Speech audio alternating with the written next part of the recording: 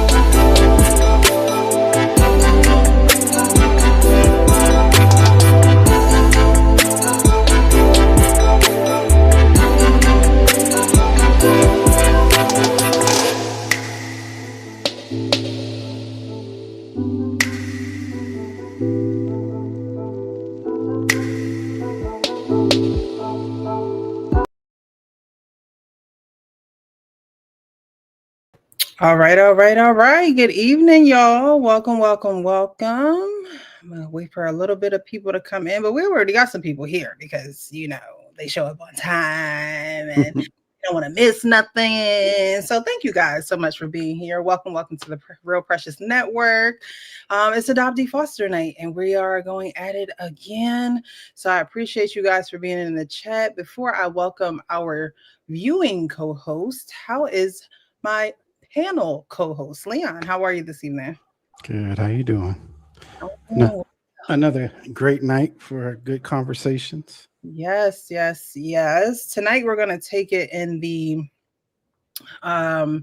pretty much the origin story for some people, for how they may end up in the system, we call it, right? The family system of adoption, foster care, kinship, whatever it may be. Most times you are put back in the system or put in the system when these things occur. So some of the things that we're going to be speaking about really happened to people. We're going to see a real live video of a child being taken away from its mother. And so tonight we're just going to kind of lean into, how this happens for a lot of adoptee and foster care children. But before we get into the live and the videos and the conversation, I do want to welcome our viewers, our second co-host. You guys, you're always lively in the chat. I appreciate you. Thank you so much for participating and engaging. It helps the algorithm know that we're here having these conversations. It allows for others who have been adopted and in foster care to be able to connect themselves to people such as ourselves who are advocates for those who are in foster care and adoption. I know we say a lot of the uncomfortable things out loud, but those are the things that need to be said in order for those who are in those uncomfortable situations to feel like they can relate and know that there is, a light at the end of the tunnel. Because sometimes when you're going through this adoption, foster care journey, sometimes you just can't see the light at the end of the tunnel. And so we are here to let you know that there is a light. Okay. You do have a community. You do have somewhere that you can dwell and know that you're not being judged. You're not, no one's making fun of your situation, because a lot of us here and those who are watching, I do see a lot of familiar names, have come to these lives, have joined these conversations, and they do have a better understanding. At least, I feel as though that you guys do have a better understanding in the way that you engage.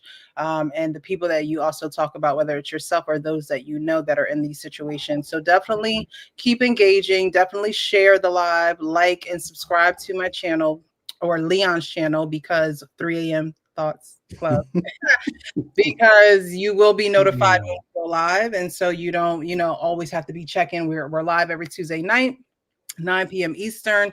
For the adoptee foster. And so you can hit that reminder, that bell notification, and you'll be reminded every single time. If you don't follow us on Instagram, you'll definitely be notified on YouTube. All right, we're going to get into it. Christopher Sterling 6788 says, "Hi, Precious, and welcome back." Hola, hola, hola. Thank you so much for the welcoming back. Mr. LB Green says, "Heart, heart, heart. Worldwide collaborations. Heart, heart, heart." And 3 a.m.'s in the chat showing some love. Chelsea, always good to see you, love. Thank you so much for pulling up tonight. We got Lee Turner also in the building. What's good, 3 a.m. Thought Club? Salute to you as well. Salute, salute. Good evening, miss. Good evening. Thank you so much for being here. We have Pinball Player 65 in the chat. Let's see who else we got up in here. Aloha. Aloha. 3 a.m. Thought Club showing some love to the panelists. Who else we got in the building? All right. I think I got everybody else. Everyone's just showing love to each other. So again, tonight we're talking about the origin stories of how some children end up in foster care or adoption. And of course, I was perusing the social media streets and I came across some content that we are going to react to. Some of this content tonight may be emotional, so don't say I didn't warn you, okay? Especially the last video, more so the last video. It's emotional anyway. I always say that adoption and foster care is deep. And so, you know, it's all emotional, but the last video, I was like, shish. But it is real life, and this is what happens to real life children. However, this first video that we're about to get into, I had never heard of such thing. It seems as though it is known in Ohio. So if you live in Ohio, you may know about this or may have heard about this, but they are pretty much safe haven boxes for new mothers who have babies and they want to remain anonymous, and they drop this baby off in this box incubator looking contraption that is connected to a firehouse. Most of them are connected to firehouses.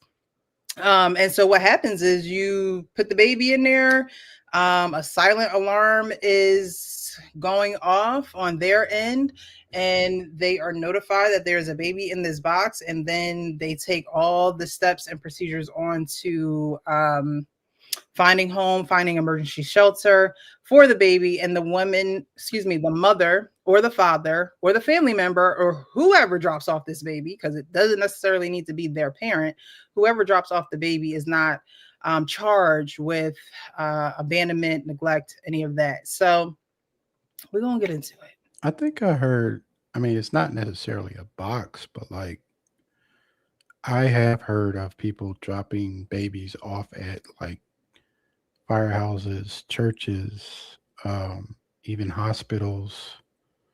Um, Not necessarily like the way that you put it, like a box. That sounds like a package, right? Like that's tough. Yeah, I mean, you know, I mean, probably before we can, you know, even remember or, you know, have any recollection or education about it. But, you know, mothers have pretty much discarded of babies, okay?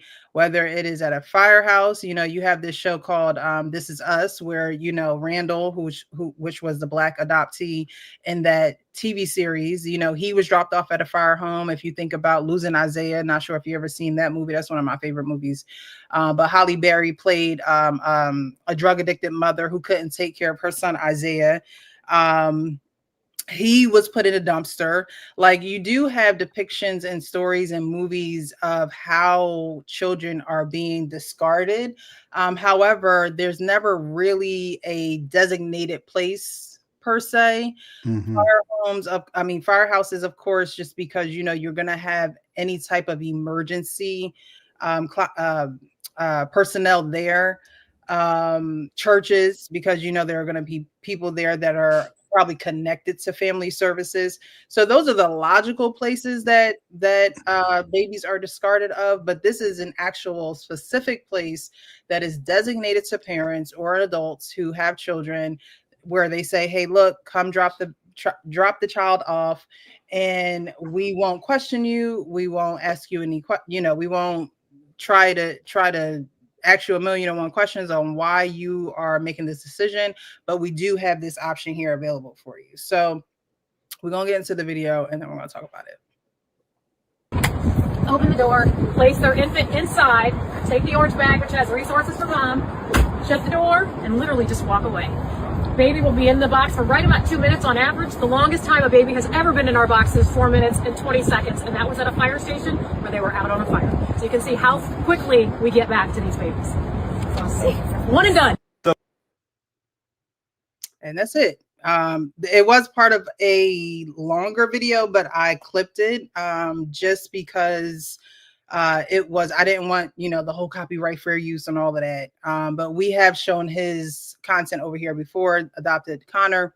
And he kind of goes into his spiel, and I didn't want it to necessarily, he kind of went a couple of different ways with it, but I want to, pretty much get the engagement from the audience, but also ask you how you feel about it. And then just go into kind of just a communal conversation. I'm gonna drop the link as well on this topic, because, it's one of those things where it's like, you see it one way, you see it another way.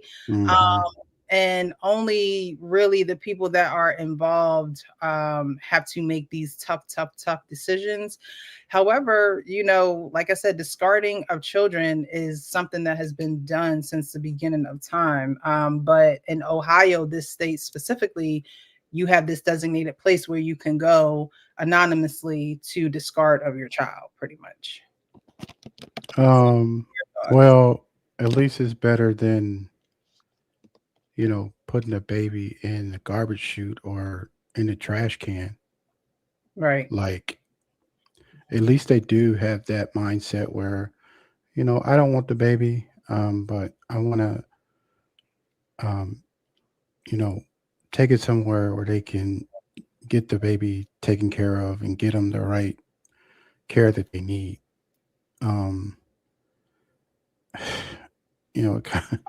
It kind of looks like a drop off, or like a package. Like when you return your packages. Yes, it does.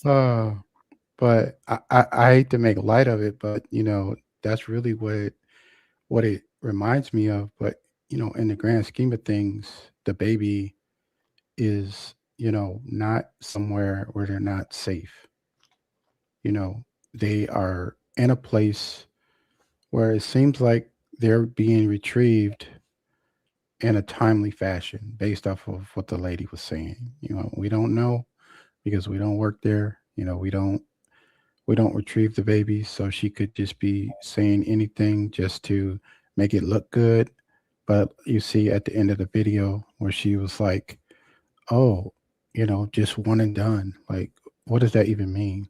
Like, can you like, one and done? You had the baby, you dropped the baby off, and you're done. That's it's the baby is more than it's life. It's what yeah, you may not want the baby, but basically she was treated like she was returning a package, and that's not what it's not what you want people to say. And, you may be feeling that, but like, you're on camera, like, why are you even saying some stupid stuff like that?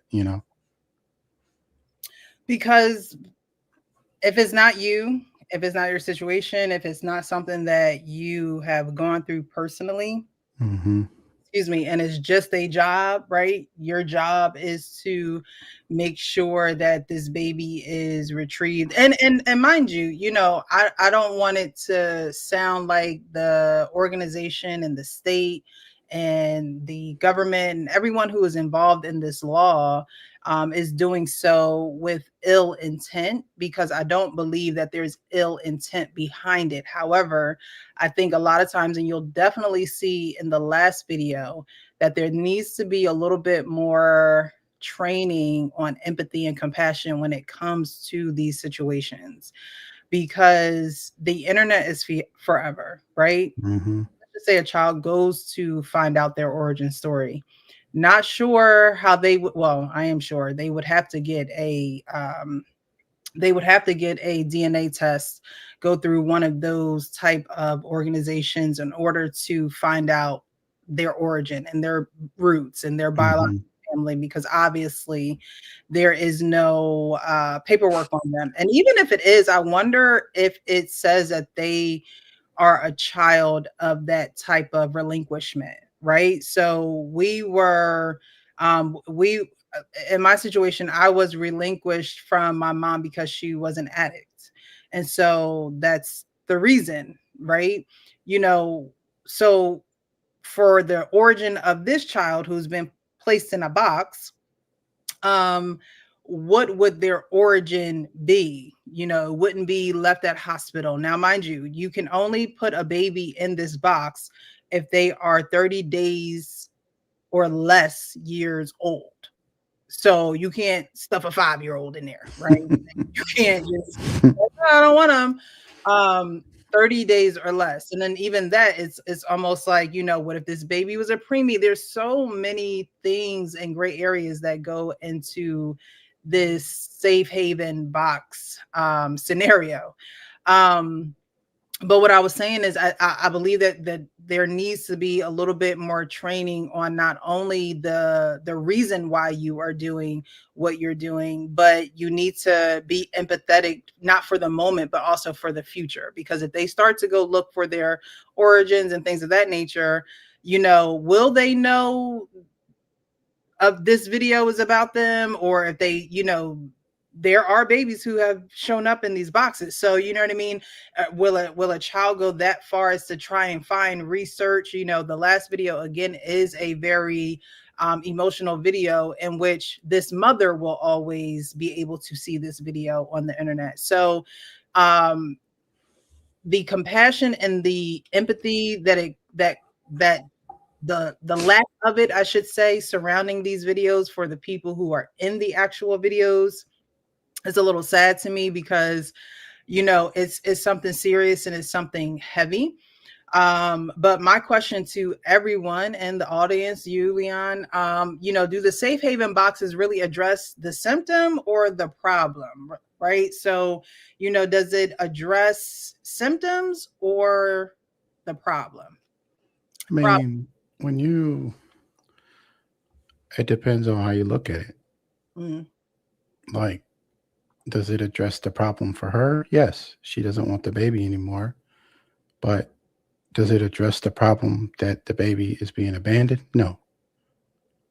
Not abandoned, but, you know, basically like given up, you know, and then whoever comes in and sees that baby, you know, they're gonna follow whatever process they follow to notify the authorities, right? Like, so, but overall, no, it doesn't address the problem. Like, how do you know in 30 days that you don't want to be a parent?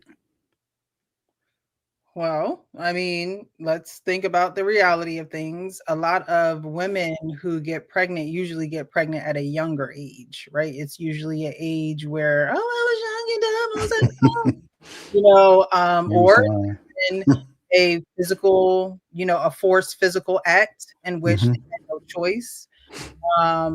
It could be a situation where, you know, you grow up in a Christian household, you have a child, you don't come back here, you know, that's kind of form of family alienation as well.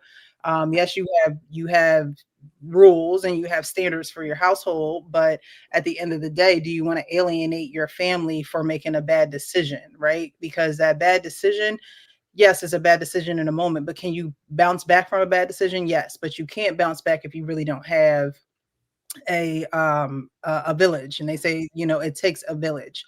And so I think that, and especially, you know, if you have that standard and you may have been adopted, right? So you're trying to fit into a family that has this hardcore, like, if you do this, you know, don't come back here. And it's like, all right, you know, the adoptees are always looking for a reason for the adoptee or the adoptive parents to be ready to, you know, disown them again or put them back into an emotional, you know, foster care kind of mental anguish and things of that nature, being felt like you're not welcome, or you don't belong to that family because you made a bad decision, right? Like everybody don't make bad decisions, and including the people who adopt you, right? Mm-hmm. So it's a lot of different reasons why women may end up in these situations. You may be in a situation where the man was abusive and you guys went ahead and had a baby, and now that abuse still continues. There are some women who try to leave and don't have anything, and it is a lot of different reasons. But the problem is that a lot of people will argue that the problem is that there aren't resources for the parent.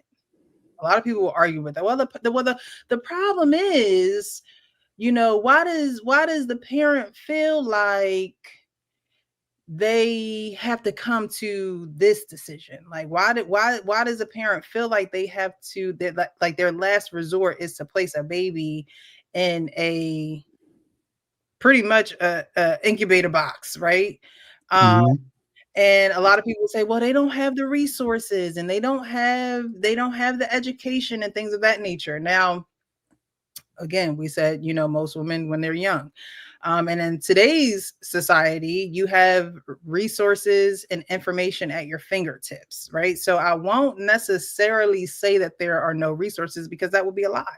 There are plenty of resources. I did a Google search earlier when I was preparing for the show, and there are plenty of resources that pop up, whether you're, mentally, need help, whether you physically need help, whether you financially need help, whether there are plenty of services. However, when you have a new child, it is hard to, if you don't have a car, get around. It is hard to get money if you're not working and you just have a new baby. Mm-hmm. It is hard to do all those things. And while there are all these resources in place, it doesn't allow for mobility for the actual parent, because you're bombarded with so many responsibilities so early, or even if not so early, just period. Having a child is a responsibility. Mm-hmm. And so I thought, like, okay, well, there are resources now. What's the issue? And again, I believe it's the mobility and being able to mentally process what is going on with your life. We can say, okay, you should have made different decisions, better decisions, things of that nature, but the child is here now. Okay, we Mm-hmm. can't do the woulda, coulda, shoulda, woulda. Like, we can't do that. And so I was looking at some resources online before I get to those.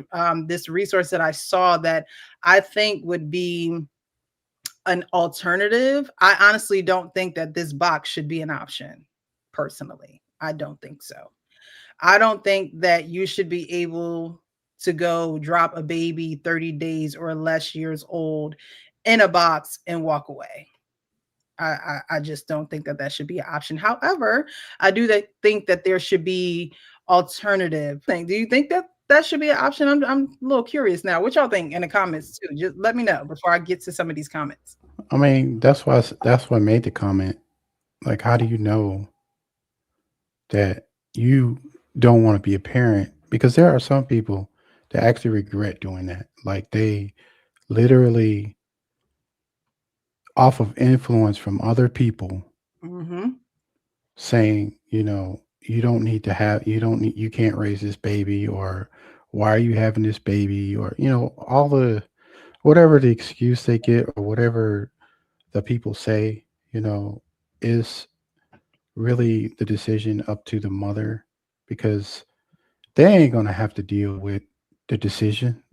They're just voicing their opinion. They're Right. just looking at the outlook. But like at the end of the day, the mother is going to have to deal, like she's going to think, like every year she's going to think about his or her birthday, and all these different moments that come up in life. And she's going to wonder, like how he or she is doing, in that moment, and she's not going to be able to celebrate it because, she made a decision based off of what other people thought her life should be. And there are definitely pros and cons to, the decision. Yeah, I don't agree. Like, you shouldn't be able to drop somebody off in a box like they're just a package. Like, Yeah. this ain't DoorDash. Right. Okay. Even in the box. And then she said, one of the longest times that the child was in there was for 4 minutes. Like, to me, that's still a long time. You think children that are 30 days old or less need to be fed, every 2 minutes. I mean, every 2 hours, right? During this time, their brains are developing. During this time, their responses and reflexes are also developing. And so I think about that as well, going from mom to a box to emergency care. You're in the arms of probably, the health workers and the emergency workers who are on the scene as well, because it's a number of people who have to be on site at all times. So either you work there at the firehouse, you have to be either a policeman or somebody that works in a hospital. So there's a myriad of different people that have to be there at all times. But it's one of those things where, children during this time are just going through so much in such a fast amount of time in 30 days. Those are definitely crucial. That's definitely a crucial time to be, with the parents. And so when you're passed along at such an early age, that becomes your nature. Like, that becomes, like, I was in foster care. I went through about 4 or 5 homes. It just becomes your nature. So really settling in anywhere, does it feel normal? Not quite. Right? You're either okay with settling in, and then there are children who is just like, this is the nature of my life. This is what has happened over and over and over again. And so you really don't become comfortable with people in their timing. You become comfortable with them in your own timing. And that Mhm. is problematic for other people who are trying to either develop a relationship with you, or just trying to figure you out as a person, trying to figure out, like, why are they like that, or why do they communicate like this, or like, Mhm. you have to know the nature of a person before you go to judge them or try to, figure them out. You really need to know their nature. And so the nature of a child who is dropped in this box, the true nature and reality of this child is there is no definite outcome of the child being in one home for the rest of its life. The reality of the outcome is, okay, we're going to get you in emergency housing.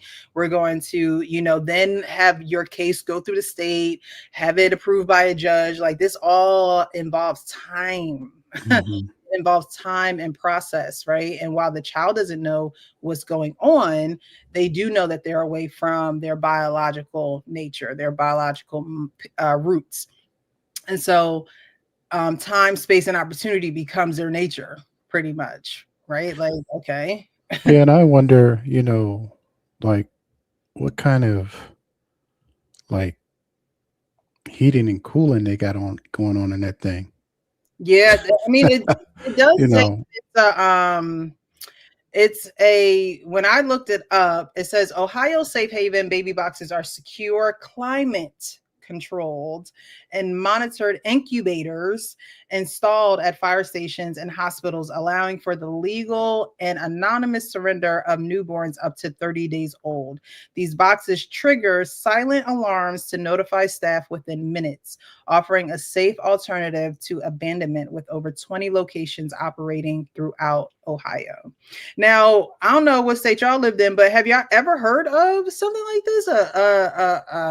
Not a Safe box per se, like, not the way you're describing it, and not the way the video, not the way that lady is in that video. But I mean, I wouldn't put it past anyone or any state to do something like this. Yeah, Chelsea said, I just asked my friend who is a firefighter, and he said he's had none dropped off here in North Carolina. So that's encouraging news. I mean, I look, if I didn't come across the video, I would have never known that it was a thing either. You know what I Right, mean? right. And honestly, this is not you and I know of it, like, okay, fire station, church, like, Mhm. those were the places, again, back in the day, like a logical place to, especially if the mom was in their right mind, but just didn't want to keep their child, they would drop them off in those logical places that parents usually drop their kids off at. This box is only, I want to say it goes back to maybe 2022, 23, maybe 24. So this is a newer concept of children being relinquished. This is a new option for them. Maybe it might be like a county, or how like some counties might have certain rules when people are, because every county or whatever you call them in your state, like they all have their own rules, right? Like, so in one county they might have this rule, and then in another one they might not, so it When you could say rule, be. you mean rule? Because this is an actual law. So when Yeah, okay, so this is a law. Okay, so they pass a law to allow people to abandon children, to give their children up in these incubator boxes, as you described it. And to be honest, I ain't never heard of it. Like,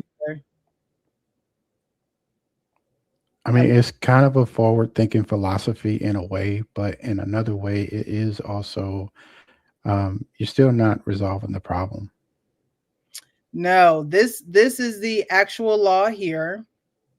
And it describes it. Rule 3701-8603, location, environment, and supervision of a newborn safety incubator.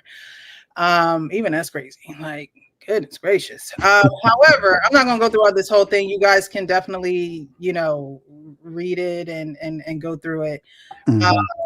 But it is a real thing. Now, one thing I did meant to so this says it's effective 2024. So you see how this is a newer law. This isn't something that has been in effect since family services has been part of the services that we receive here in the United States. Is just something that this says prior effective dates 2017, and then there's a 5-year review date, so it's not going to be reviewed until 2029. And so I do remember I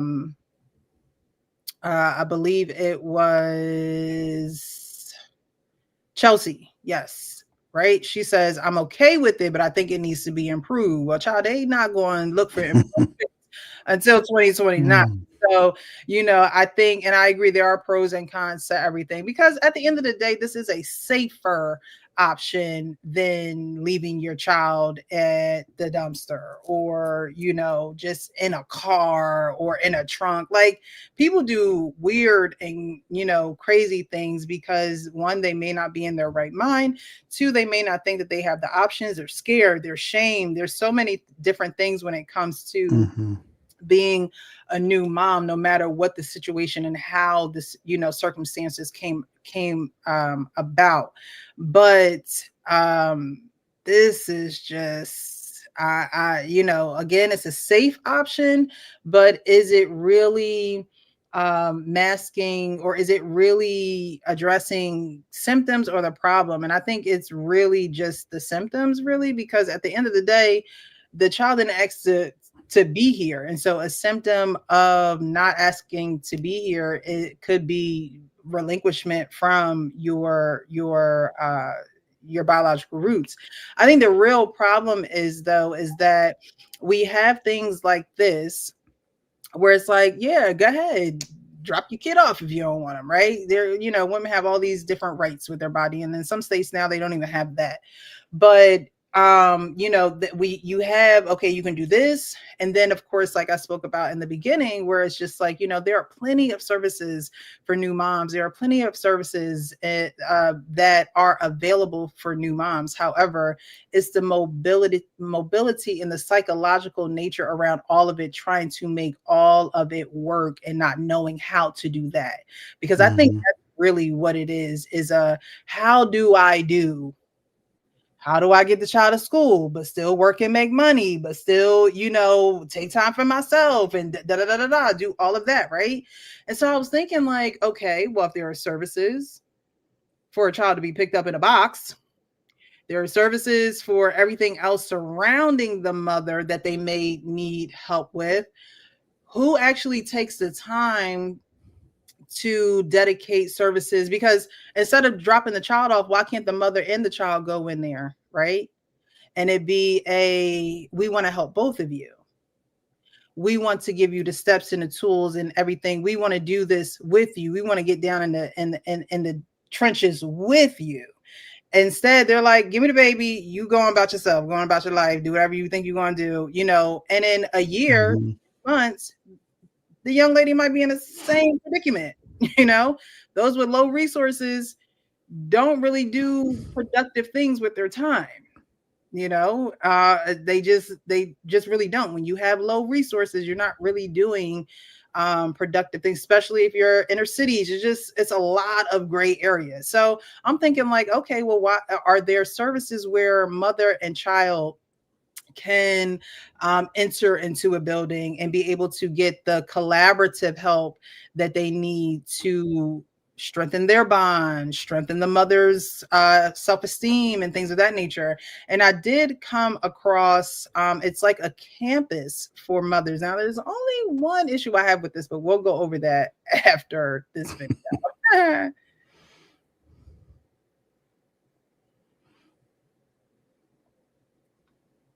Can you guys see that? Yes, I could see it. Okay.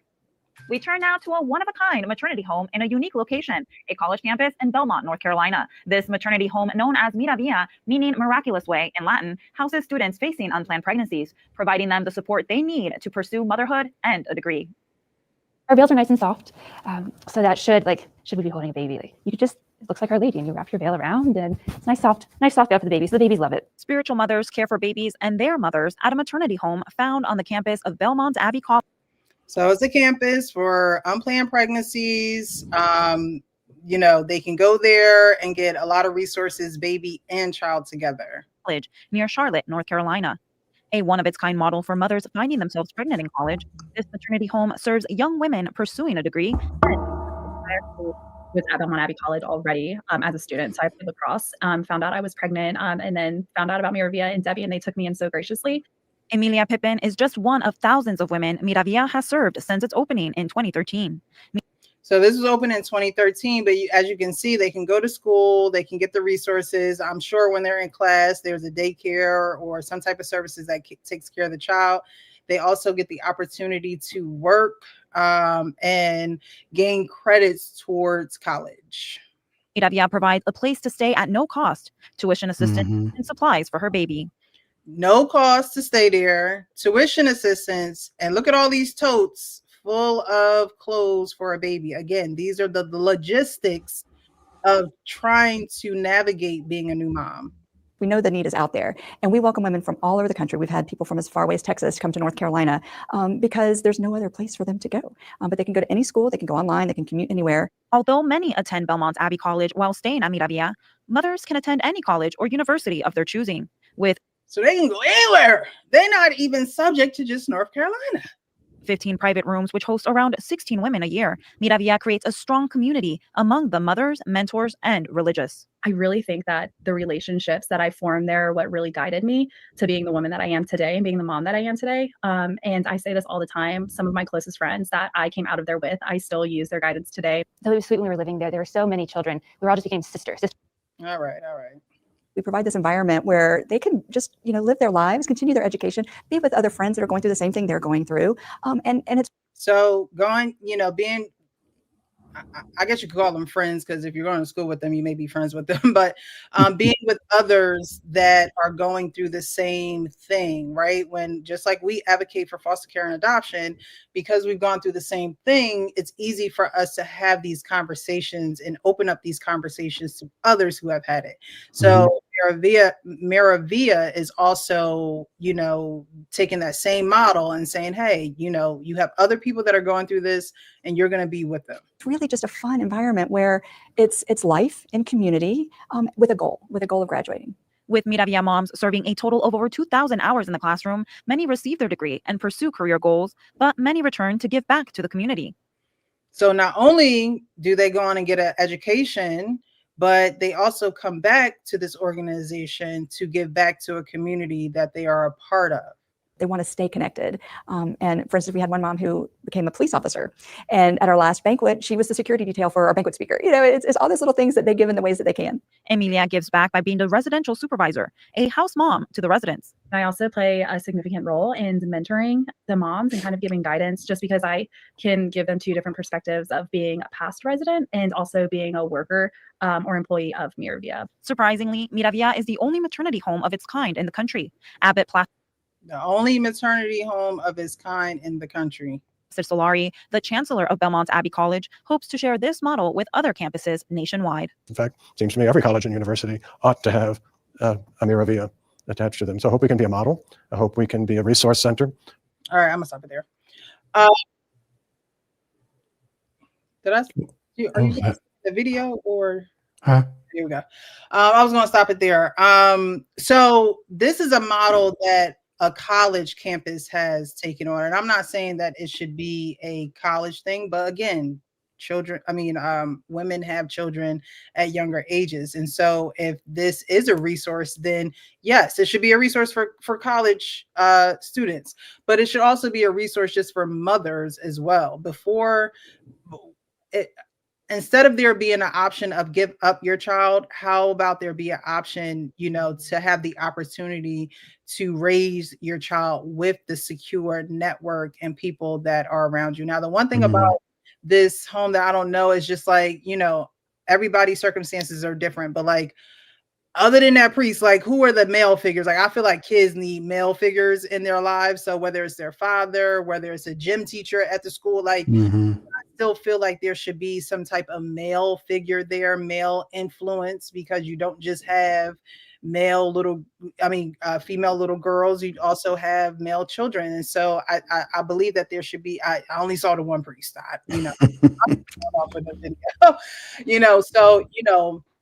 that type of model in society, I think, would make of a better society. Do you have welfare? Yes, you have welfare. Do you have Section 8? Yes, you have Section 8. But again, it's still not this type of community where you can go to school, live for free. Now, people on Section 8, a lot of them live for free, but they don't do the necessary things needed in order to receive that help and then get back on your feet.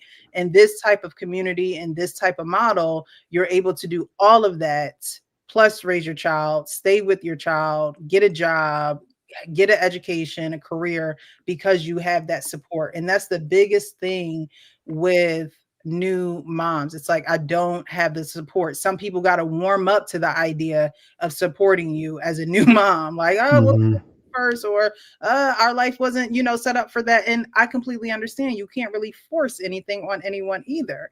So if that's the case, why are we trying to rip apart families instead of finding ways and resources? You know how much money the state gets for children to be taken out of a household? That's crazy. You're getting money every time a child is taken out of their birth household, when you can use money to keep families together, at least the birth mom and the birth child together, while the birth mom is literally on their way to being a successful law-abiding citizen, being a mother. Why is that not an option everywhere across America? Programs, like, it's crazy how much the family, the family services system, CPS, whatever you want to call it, wherever you are, how divisive they are of families and how much money they get towards that. Yet resources like this, the only one in the country, and y'all probably ain't never heard it until you done came to the Real Project Network and sat in on this live. So this is a forward-thinking project where people actually thought about solutions. Like, they didn't look to complain. They didn't look to, just from the outside looking in. When you come up and you think about solutions, you're trying to think of ways to help improve people's lives and also help them, be a contributor in society, and this is exactly what they are doing. And they're like, "Oh, you can go to school online. You can go to school in another city." Girl, don't go, Like don't worry, girl. We got you. It's like they Easter give egg they give you clothes, I'm sure they give you food, they housing. give you shelter. This was a forward-thinking solution, and they really need to present this to other cities, states across the country because this is but the problem is you're gonna have with this is, you're gonna have people that push back. You're gonna have people like, "Oh, well, we don't have the money," or there's always gonna be some excuse. But they found a way to do it, and kudos to them. They Yes. are doing a wonderful job with that. Look Hey, how what's going on, happy, Mo? look how happy those mothers are with their children in their hands, Hmm. right? Look how happy, it really takes someone who has a heart of service. And that's really what God wants us to have. Like you can have all the riches and gold, silver, all you want, but if Hmm. you don't have a heart to really serve somebody else and it doesn't benefit you in any other way, then really what else are you doing with your life? Like if you want to live this world and just take, oh, you gonna get taken. We're gonna take you through there, all Mm, right? But if you want to live a life, a harmonious life, then you'll know that that's rooted in service. Because look, mhm, the children who or the young adults who are a part of this program are now coming back to work the program and be of the same resource that they had to another young woman who is in the same boat, same. And that's what empathy is. Empathy means I can put myself in your shoes and get down in the trenches with you and go through it. And I think that's just not, it's just not something that is advertised, nor is it existent in a lot of areas where the divide of families is so rampant, you know, mhm. and it's such a crooked system, right? That's what we call it, the system, like it's jail or something. But I mean, they, sometimes they operate like that. There is no empathy, there is no concern. It's just I'm doing my job. Give me your child. I don't, I really don't care how you feel about this. We'll get into that in the third video. But yeah, as I was, kind of preparing for the show and I saw this video, I'm like, okay, I know that there's resources out there for women. There's resources out there for men. There's resources really out there for anyone who really wants it, right? Just like they say, oh, there's no books on parenting. Lies. There's no book on lies. Seek and you shall find.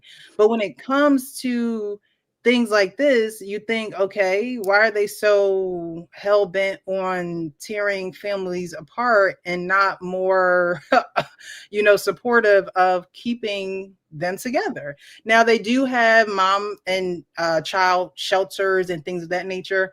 However, you don't have everything on campus. Even cars, mothers wonder, how am I even going to get from A to B? Right?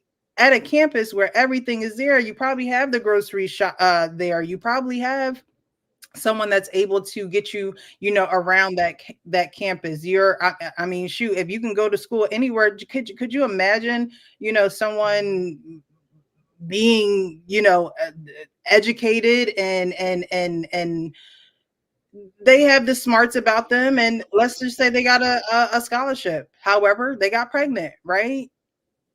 In this program, they still can study, have their studies, but still be a mom at the same time. And I think even that is good training, because you know how so many people, not people, so many mothers become moms and everything is just so overwhelming.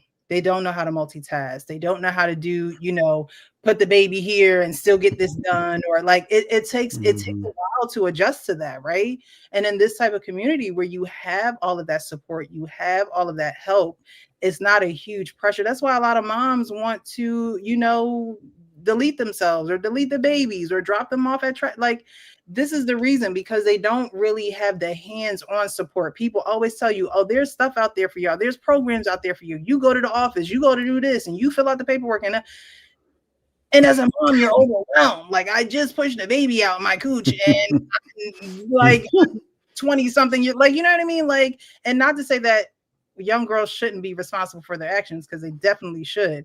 But if there's an opportunity for them to take care of their responsibilities while still being productive young adults, I think that that should be an option, instead of taking their child away from them or telling them they can put the child in a box and then they fall into a deep depression because they don't know what they just did, or they don't realize the heaviness of and the weight of literally dropping a human off, you know, and leaving them to fend for themselves, a helpless, vulnerable human at that.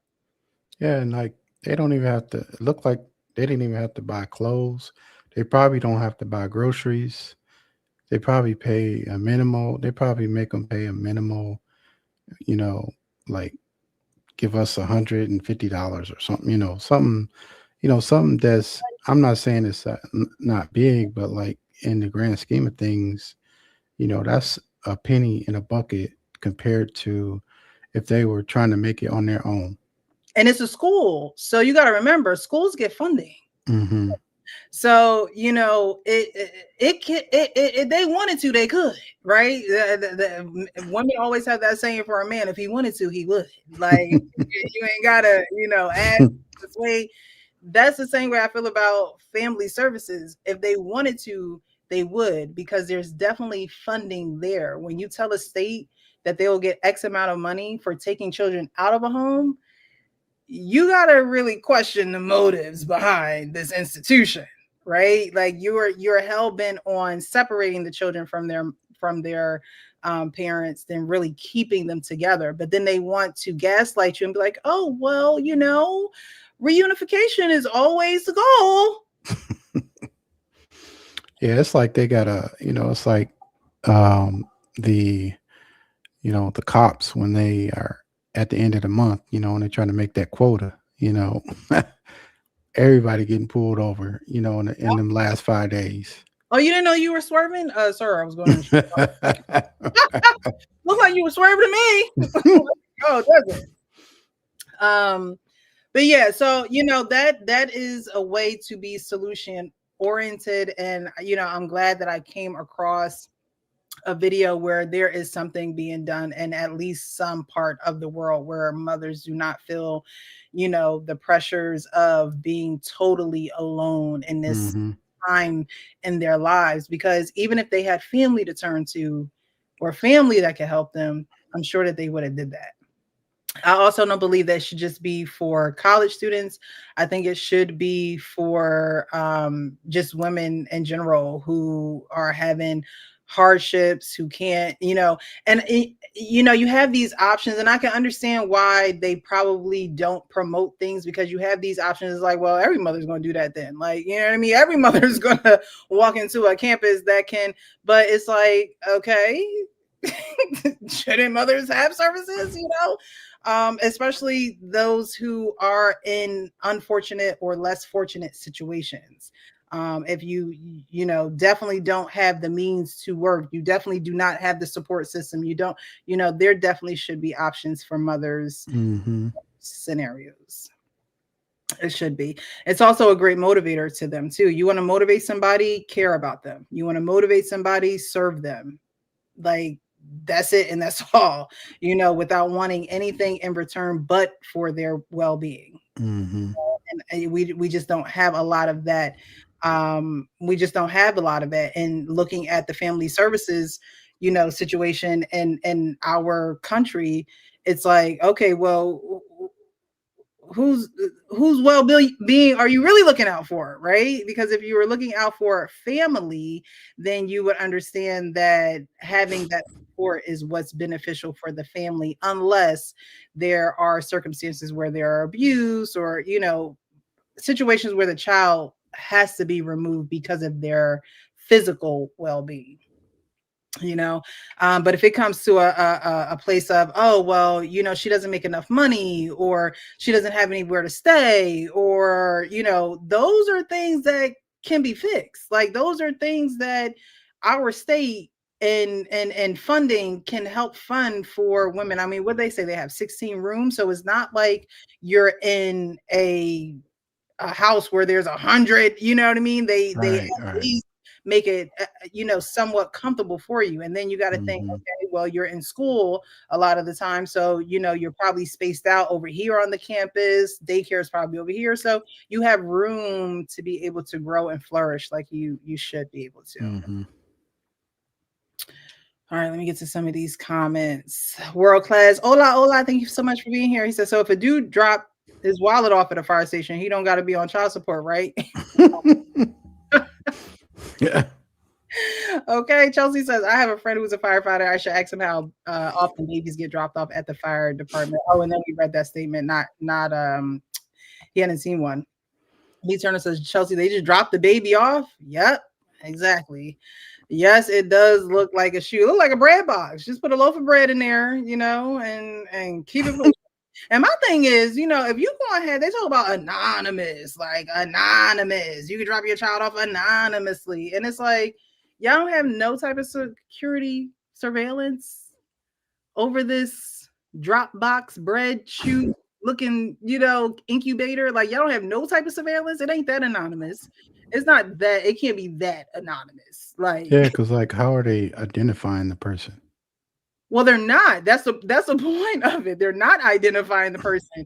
There's a silent alarm that goes off when the person opens the chute. I mean, No, I'm saying like paperwork and stuff. Like what? that's another problem. They don't.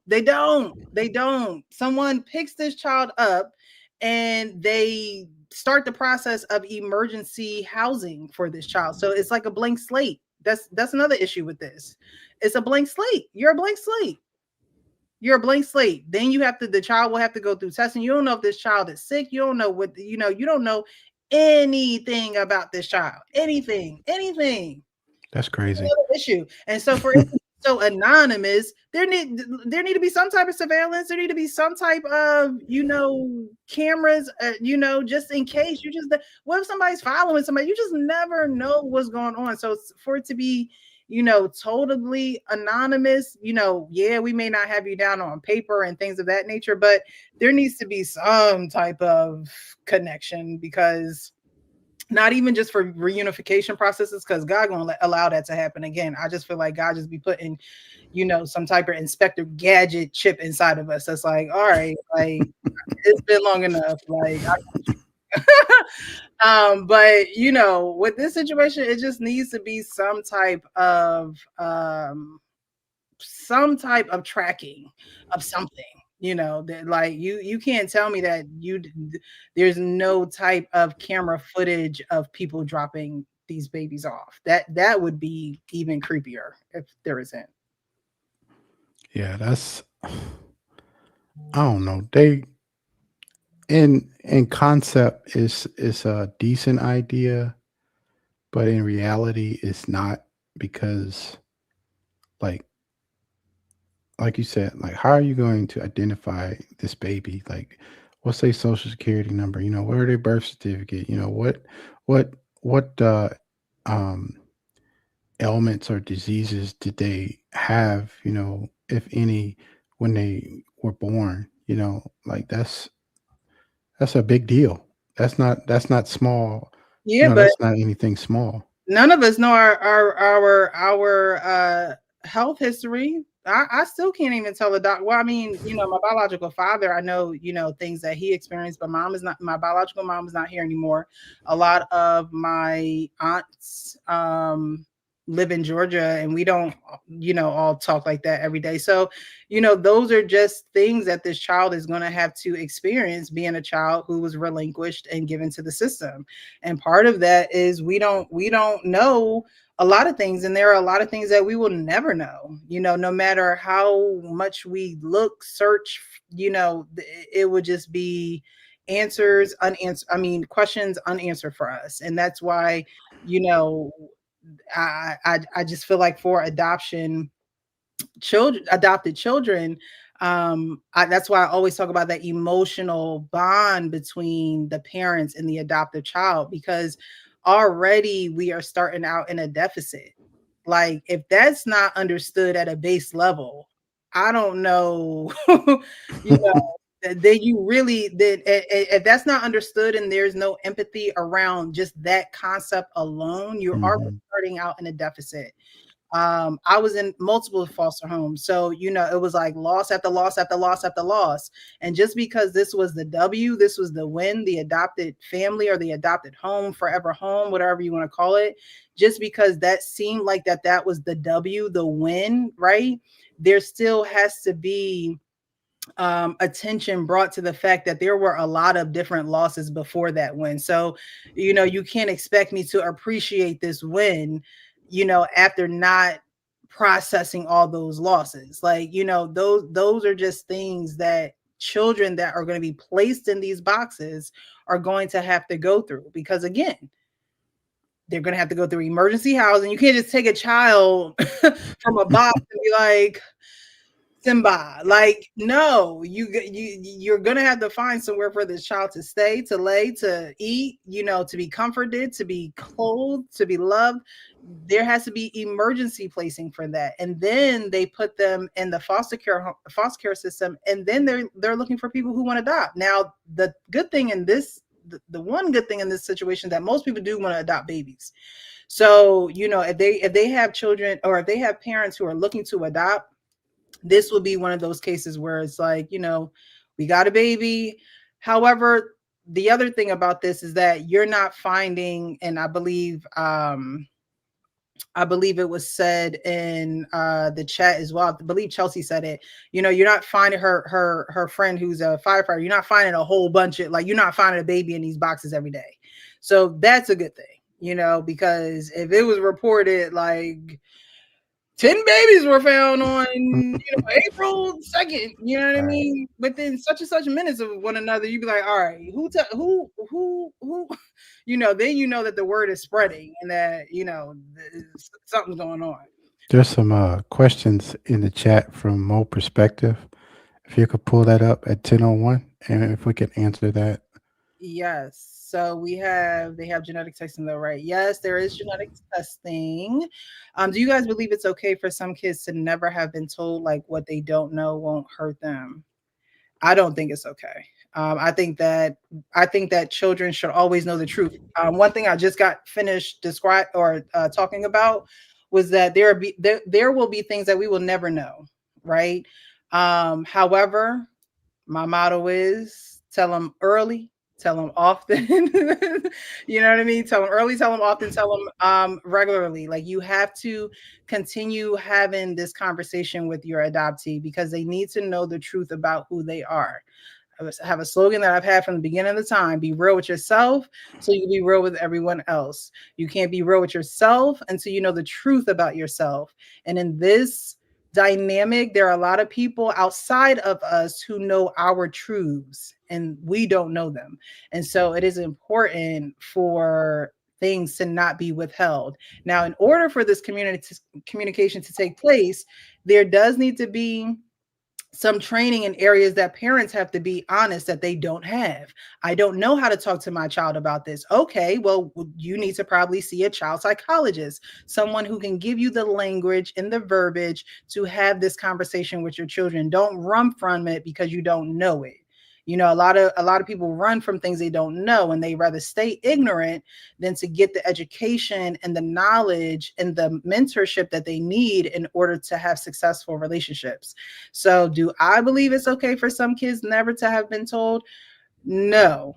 The truth hurts, baby. It's gonna hurt, but we're gonna get through it. Okay. You got to get used to the truth hurting, actually, because if the truth felt nice all the time, I would think you're lying to me all the time. If the truth always felt nice, I'd be like, I don't know. The truth hurts. The truth So hurts. I want to answer that question if you could bring it back up.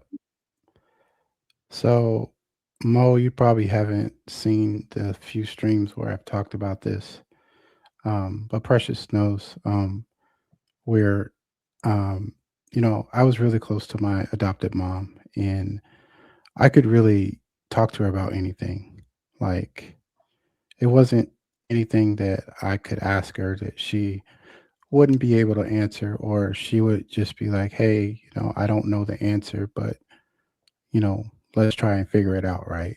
So, um, I had these discussions with my parents maybe when I was around 9 or 10 years old, and you know, even when they told me, I didn't know what it meant. You know, I was like, okay, that I still love you. What does that mean? Like, are we not going to get ice cream after, or like what? I think No ice cream. I think that when you are adopted, um, it depends on what kind of relationship you have with your adopted parents, to be honest. Like, if you can't talk to your parents, if you if they say that old slogan, "You can talk to me about anything," but then when you try to come and talk to them about something and they are not receptive, Mm, then they're not that open. they're liars. Yeah, they're not that open. They're not, you know, there are, and they're human. There are things that they can't handle, and there's things that they don't know how to talk about or don't know how to bring up. And um, in my case, I didn't look like anybody in my family, so I kind of already knew something was different, right? But I didn't know what it was. But then, as I got older, you know, we talked about it. And, you know, even like I said, when I was 10, I didn't know what that meant. I didn't really understand it until I really became a teenager, until really I became an adult. Um, and I say that to say, it's all about communication. And I definitely don't believe that you should hide that from anybody if they're adopted. Like, that is wrong, it's incorrect, and um, you're you're basically um, stealing a piece of their identity, because we all have an identity with our biological parents, but if that is stripped, if we are given away or taken away from our parents, you know it's not by our own doing. It's by whatever circumstance came about. you know and so I think being honest allows you to create an identity that you can create on your own. Yeah. Yeah. See, that's why we have these conversations. Wow, never looked at it that way. Stealing a piece of their identity. Yes. Like I said, I have the slogan, be real with yourself so you can be real with others. But if those who care about you are not being, and they adopted you and they're not being real with you, meaning telling you the truth, how can you be real with yourself and then in turn be real with others? You're going to always feel like something is missing, and it's that piece of identity. The piece of identity is literally the piece of truth. And so yeah, Leon just explained that perfectly. Thank um, you. I saw some others. So yes, they have the genetic testing. Is it sometimes for the best, aside from knowing medical history? So we just answered that. Yes, the best time, tell them young, tell them early, tell them often. I've talked about my stepmom. She was told she was adopted, but never had a desire to know her birth parents, even though they gave her the info. So it's one thing, to not tell, not reveal, not indulge in those conversations and things of that nature. But it's another thing where you have the choice, right? You're given all the information and then you say, you know what? I make the decision not to explore or go down that road. That's a different thing, right? Because then the adoptee has the option, because adoption and foster care, the child doesn't have an option. You have to do these things. You just got to go along with it. And so that's another reason why the truth should be given as well, because now I have an option to feel, a certain type of way. I have an option to operate a certain type of way. There's an option there for me. And not having those options makes you feel trapped. I would imagine there being a hole in them knowing instinctively that they are different. Yes. Even from birth, a lot of people argue like, oh, well, if you take the baby away from their mom at birth and they get adopted, they'll never know. Yes, they will. It is scientifically proven that they will. There's a book called The Primal Wound. Every child who a mother carries for 9 months is connected to that mother. Now, the mother may not always have a connection because that's what postpartum depression is, but the child for sure knows, because the child has been reliant on this mother for 9 months in order to survive in her womb. And so, yes, the child is so much connected, so much so that the child knows when they are not around their biological parent. Truth comes to light. Imagine finding out in a medical emergency that you were adopted. Yes, and that kind of happened on our show with King. He went in for a heart procedure, and posed the question to his parents, like, hey, do y'all know where this condition came from? And they both knew that the father that had raised him for years was not his father, but they still chose not to tell him the truth. And then I believe his stepfather felt bad and was like, you know what, let me tell you the truth. Let me let you know exactly what it is. And so, that's the case for some people. The truth is hidden for so many reasons, mostly because of shame.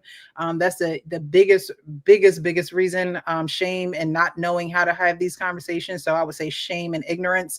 However, the truth will always come out, because children don't stay children forever. Time does not heal all wounds. Time does pass, but in that passing of time, children get older, they get wiser, they become inquisitive. Like Leon said, he didn't look like nobody in his family. That, how much that would bother me. Like, I have light-skinned family members, but like, yeah, but the people the features that I have, they don't have. Right. Yeah, exactly. Like, and I was a little bit older, so it was like, all right, call them mom and dad. You know what I mean? It's like, okay, these strangers, I'm just gonna call them mom and dad. Shout out to all the good questions in the chat tonight. Yeah. Can you pull up 1010, the question at 1010? At 1010, Chelsea. Mo perspective. Well, okay. I hope this isn't too intrusive. Were you guys adopted parents black or white? Black. Blackity black. I mean, not blackity black, but they're all black. They're not. They're not. Yeah, I was raised by a black family. Yeah. However, so the rest. Biologically, my mother is white and my father is African American.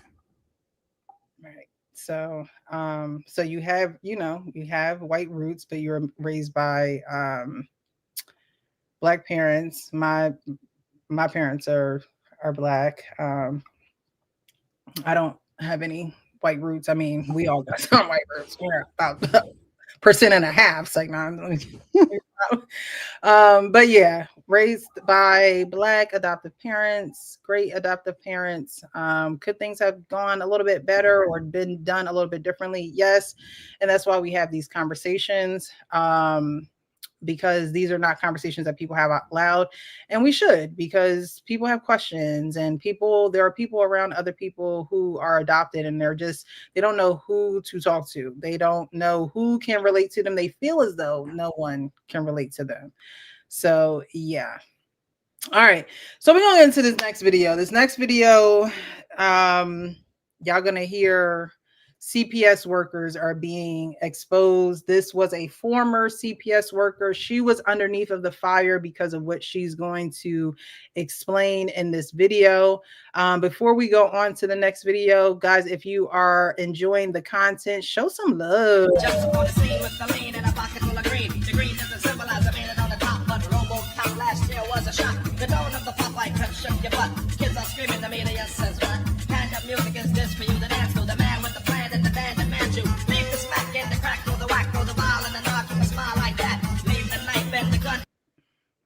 All righty.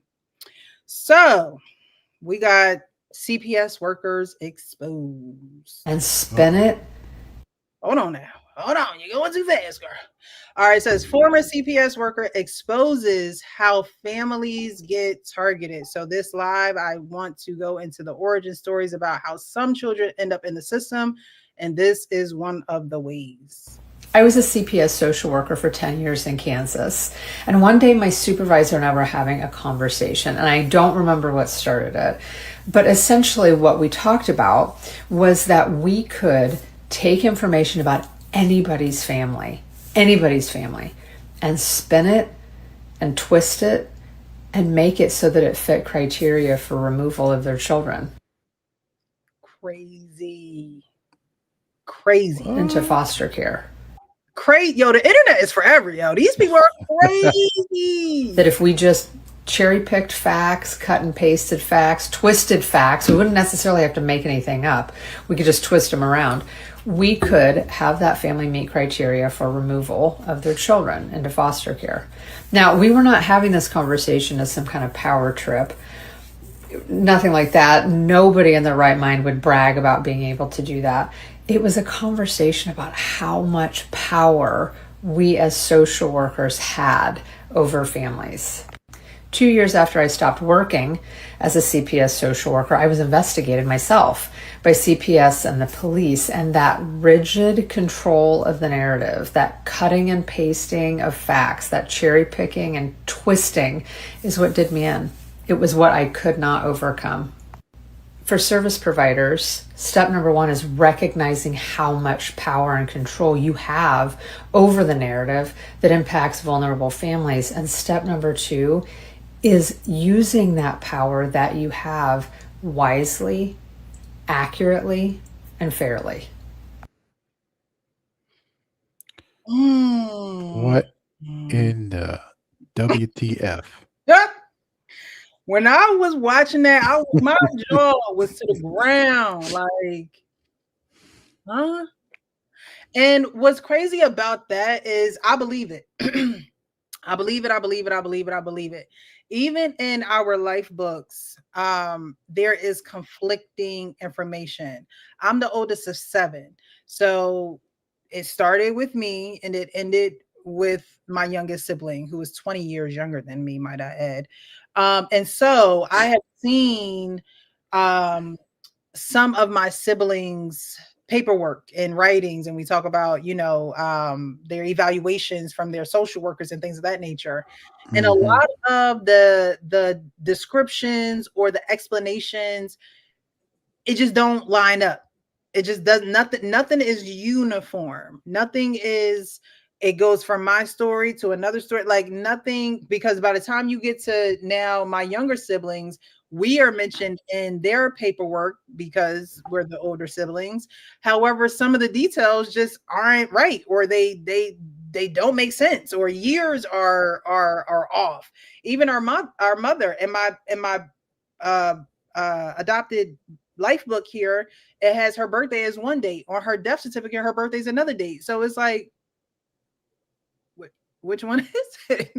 Like, which one is it? Like, you know what I mean? Especially because she didn't have much. So it's like, you just not care because there's no one there that you feel as though is going to fight on their behalf to get this information. Like, you know what I mean?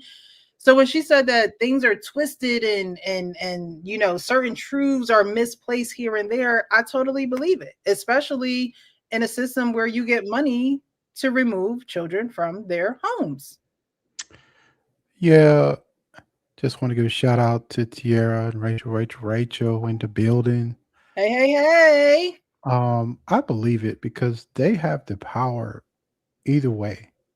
They can say yay or nay, right? Like, so, if they witness something, they could look the other way and say, oh, I didn't see anything. Or, they might be having a bad day and be like, oh, I seen, Mother A, hitting her son upside the head, with a pot, that's the scary thing about being in those kinds of positions. Yeah. they have the power, and like I don't know if she actually did this, but like she was just saying they was just having a conversation about how, you know, they could basically use their power any way they wanted. Family, yeah, to ruin a family and a child. You know what I mean? Hmm. Because there's never a guarantee, adoption, foster care, any of it. None of it's a guarantee that this child is going to end up better than what they started. That's true. Like there's no guarantee. It's a lottery. It's a lottery of all these people in this world who have a desire to have children, but do they have the bandwidth to have you as a child, right? Every Hmm. individual foster care and adopted child are uniquely and wonderfully made. Okay, that's what it say. We're uniquely and wonderfully made. And so just because just because there's a desire to have children, because there's a desire to be parents, don't mean those are going to be, the best parents on God's green earth for you. And so when I hear things like this, where it's just like, okay, well, we could twist facts and we can put words here and there, and we could kind of, maneuver it so that our department hits the bonus this month or gets the bonus. I'm in sales, so that incentives be nice. They be nice. extra nice little check, like, you know what I mean? And so I Hmm. can only imagine being in a situation where they're saying, okay, well, if you get X amount of kids out of, into placements, right? They don't want to say if you snatch such and such amount of kids out of their homes. They're going to know if you have X amount of placements, then this is your incentive. This is your tax break, or this is the money that's going to flow into your state because Hmm. of this. You know what I mean? And they don't really think about the outcome of children's emotional well-being. Yes, they're physically there, and even again, it's a lottery, because even in those cases, physically, they might be getting beat down to the ground by strangers. Who knows? But as long as they got a roof over their head, as long as they're not in the system anymore, as long as that responsibility isn't looming over a caseworker, we're good. Yeah, that's wild to think about. And then she had the nerve to say she got investigated. And that's what they're doing. That's what. So she either did that, or she Oh yeah, she did was it. thinking about doing it, or she, exposed, basically what was going on. And um, I wouldn't doubt it. I mean, I wouldn't put I wouldn't put anything past anybody right now that is in position of power that can do stuff like that. Yep. But she definitely did it. She admitted doing it. She admitted being interviewed, or she was questioned about it, interrogated about it.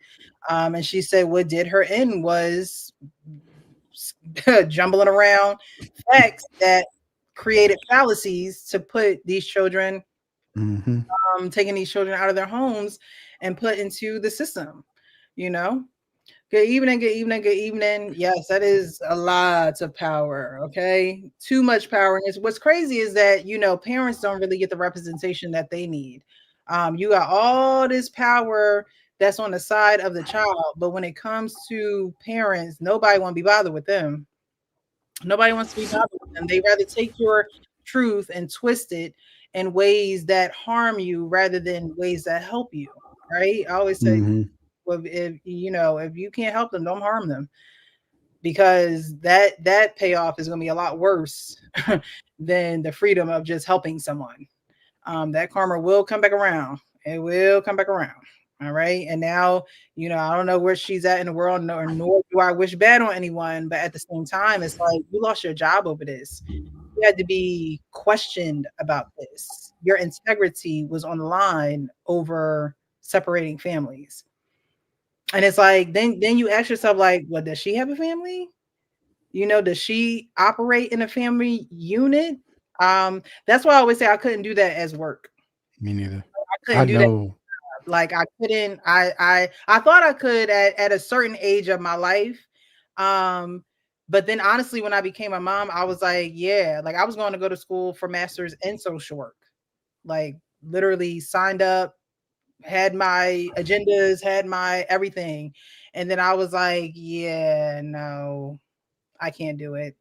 Same reason why I can't work in a hospital. And so I don't have the makeup to even come to work every day on 100. Okay. Because let me find a child, in the worst conditions, child. And that's going to be heavy on me for a good month.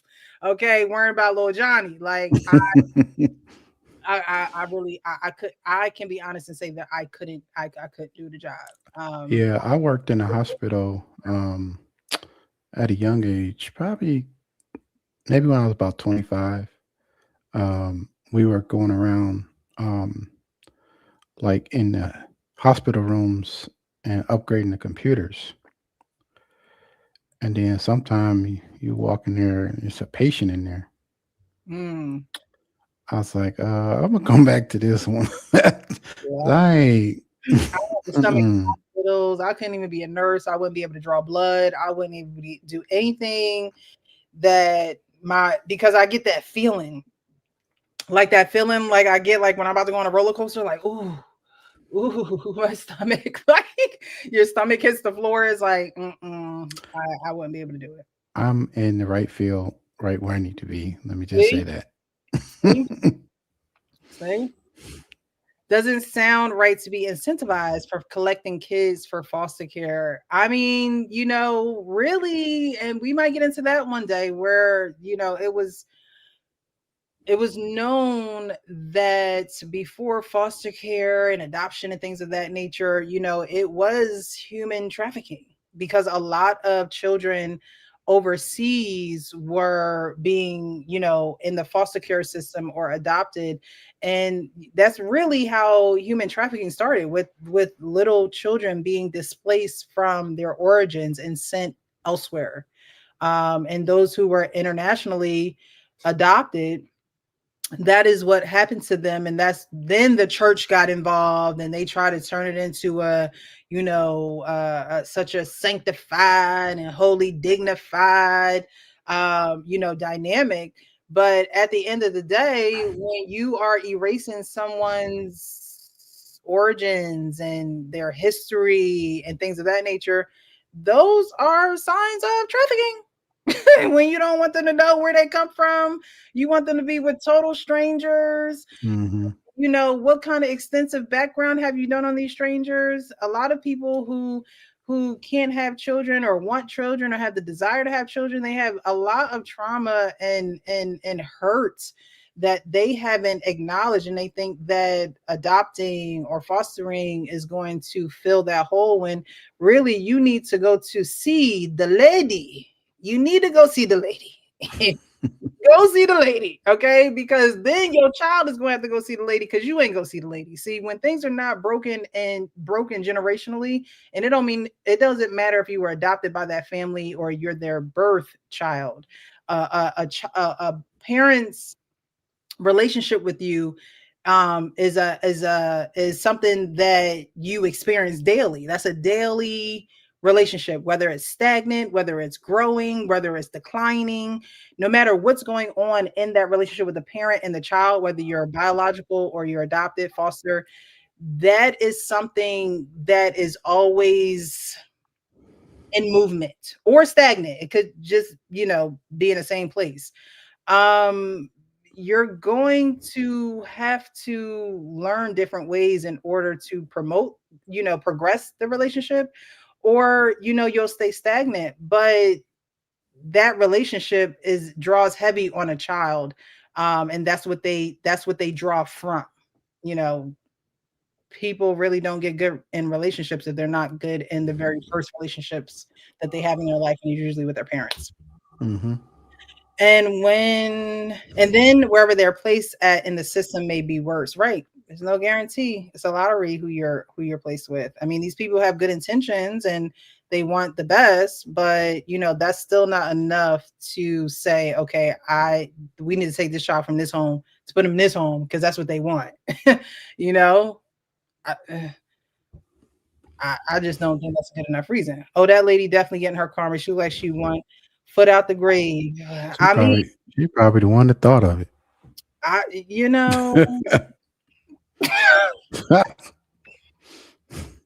Looking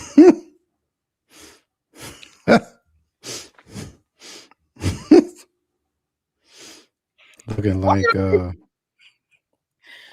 why y'all make me do that? All right. All right. So we're going into this final video. Now, this final video is actually of CPS taking an actual child. So it's a progression, right? We saw a video of a box, an incubator is what they call it in Ohio, where there's a law that gives mothers the ability to relinquish their child with no charges, you're anonymous, you're not connected whatsoever. We then have a video of a CPS worker exposing CPS workers, pretty much saying that they bend the truth, they spin the truth in order for quotas to be met, in order for them to have children taken from their homes and now are in the foster care and adoption system. This last video is of a child being taken away from their home. Now, this child is in a critical condition, and the mother is supposedly refusing care, and CPS was called. And I believe this is a perfect example of where words can be spun, where the truth can be mixed in a way where it's like, no, we have to take this child from the parent, and her words can be used against her. But not only listen to the conversation, watch the CPS workers, especially the one in the blue shirt.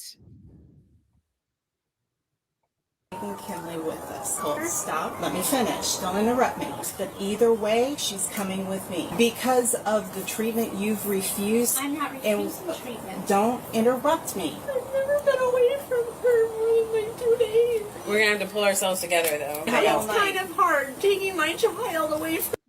She said we're going to have to pull ourselves together, though. But wait, you come to my house and you talking about something, don't interrupt you. Lady, are you trying to take my kid? And then say, pull yourself together. I'm going to ask that you start getting her ready. Her face. Y'all see that? Y'all see the one in the blue shirt, her face? I'm going to ask that you start getting her ready. Big old smile on her face. Big old smile on her face. Shame. Based on your cooperation, we'll dictate what direction we go, as long as Mama's cooperating. Collect it, otherwise you're not getting near her. Why are you taking her? That's not your business. Why are you taking her? That's not your business. Remember that line before? Why does my sister have a college fund and I don't? That's not your business. That must be a famous line in this line of work.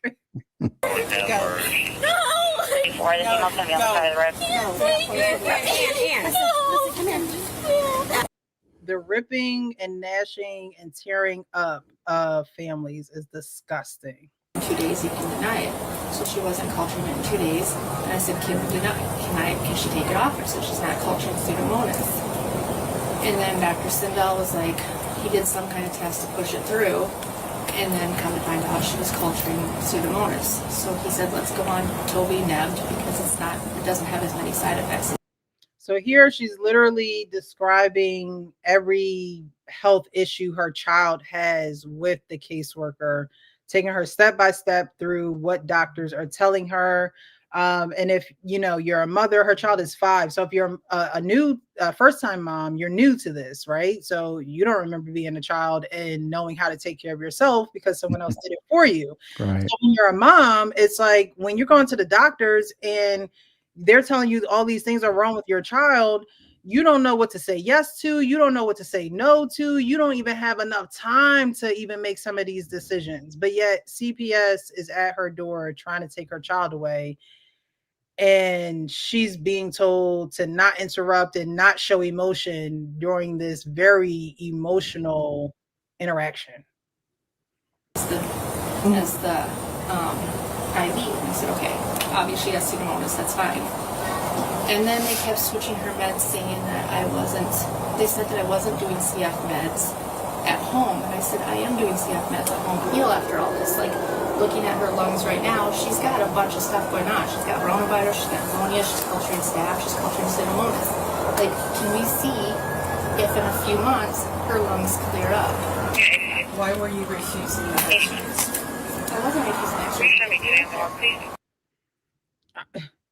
I mean, the kid got 4 things. Can she even research all 4 things to know what y'all know pharma. Y'all know big pharma. They give you something to treat one thing and 10 other things go wrong. So Yeah, and if you got issues with your lungs, like bronchitis, take time to clear up. And that's what it sounds like. You have a symptom of bronchitis that's went into her lungs. And like, who knows what else? She named off 3 or 4 different other things. And like you said, you know, if you're taking some kind of medicine, that could trigger something else, or it could prolong, you know, what you're trying to heal. Right. Okay. And they said that, like, after they did the first x-ray, and then they did 2 days later, that one improved. They did another one 2 days later, that one improved. Okay. They did 3 x-rays. We got it. Okay. We get all kinds of information from every. Listen to her closely. We get all kinds of information. This is how easy it is for them to spin the information to take the child. We've been pulling records from everywhere. You can show out and act a fool and make the situation worse, or 2, you can calm yourself, ask your questions, and then help us get her stuff and walk her to my car. The option is yours, but either way, make no mistake, she's coming with me tonight. Why? Because of the treatment you've refused and because of the doctors. I'm not refusing treatment. Don't interrupt me. What might not work for another 5-year-old might work for your daughter. Oh. What might not work for another 5-year-old might work for your daughter. However, me as the mother can't refuse treatment for my own child. I can't deny. Now, I always heard that if you deny treatment, that you should get that in writing from the hospital so they can't do things like this to you. If you refuse treatment, I don't care if you refuse a Tylenol and say, no, I'd rather not take the medicine. You need to get that in writing from the doctor, letting them know that you're refusing and they know that you're refusing, and they documented it because it's your word against theirs when things like this happen. So you can't take the advice of somebody just because they have CF. That's not smart. I'm not. Okay. I called her old doctor, and I'm asking them for a second opinion. Okay, well, we got 3 opinions. We've got. And guys, keep close watch on the CPS worker in the blue. She keeps a smirk on her face the entire time. I don't know if you guys can see it. I know in the close-up video, I definitely could see it when I was viewing it on my phone, but definitely peep her whole demeanor. We've got South Dakota, we've got Nebraska, we got Sacred Heart, and we got Dr. Sindel. Those are all the opinions we have. Do you understand? These are all pulmonologists that have given their input saying. So if I go on Trikafta, can I keep my daughter? I don't know. I don't know. As of today, she's going to come with us. She's officially being sheltered by the department. There will be a court hearing tomorrow at 1 p.m. at the Santa Rosa Courthouse on Avalon Boulevard. So we will decide. So she asked, could she stay with a friend, meaning someone that she knows, and not straight go off with these a 5-year-old, a sick 5-year-old at that. The little girl is sick. Where she's going, we have to approve people before we can just place a child. We got to approve strangers. We can't bring her nowhere that you know, but we're going to clear these strangers, okay? Out there. And you have to understand, if we place her with her friend, you're not going there. You hear the attitude? You're not going there. Like, these people are like, That's fine. Okay, so, like I said, we will look at her and see if that's a viable option, but we can't make you any promises right now. No, we can't.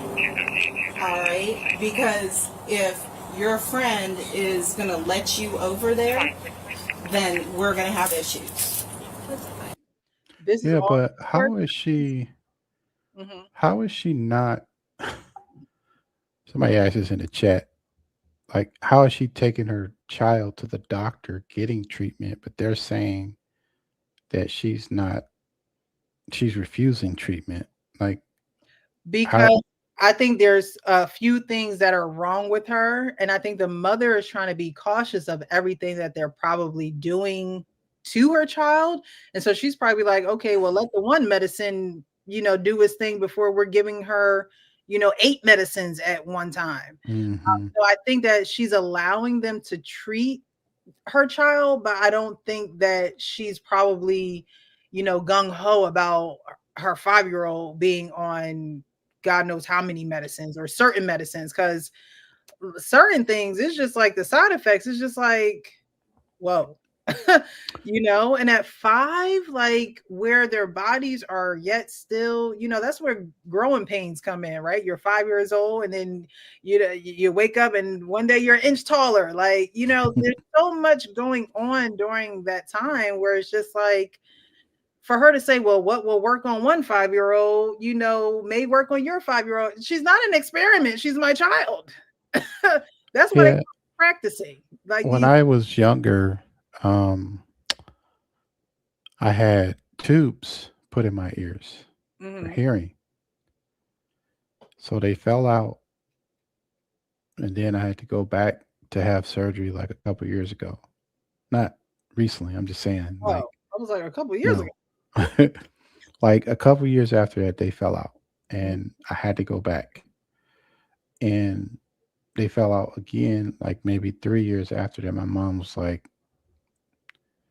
I can't have you back in the hospital. Like, we're just gonna go get like the best hearing treatment you can get, because she did.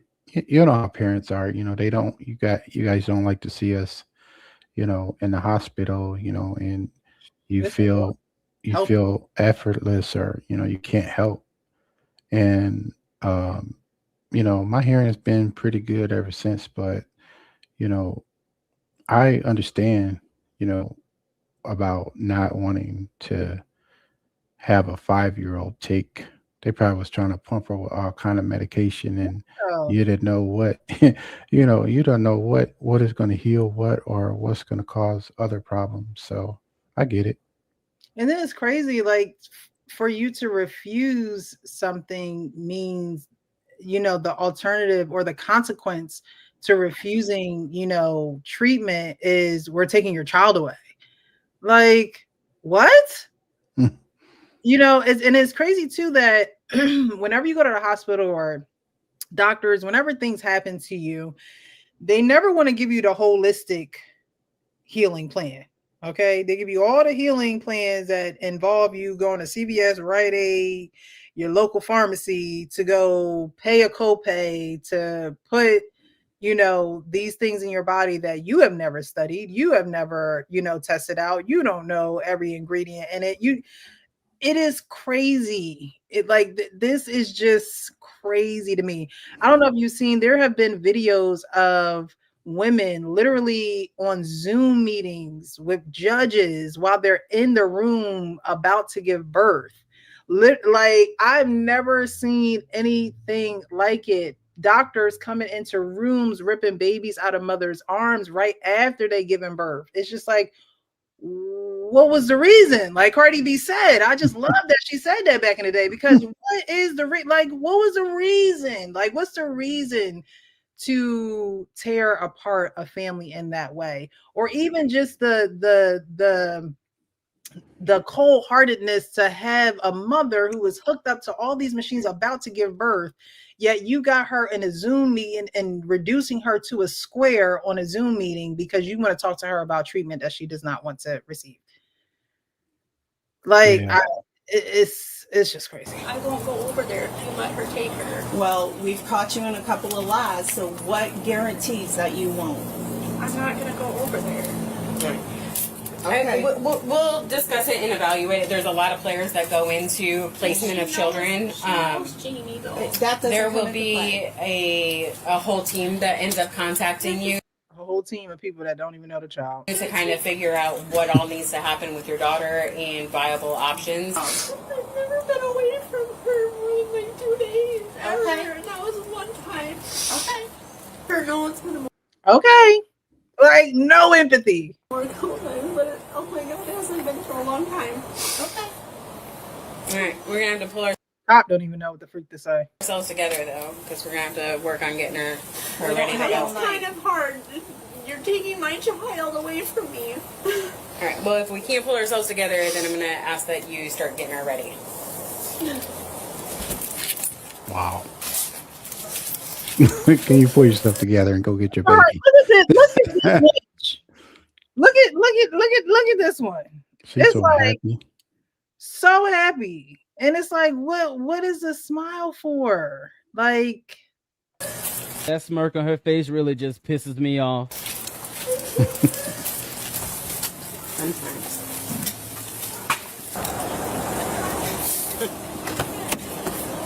I'm still trying to figure out what's so funny because you're having this DCF worker still laughing. Adam 5.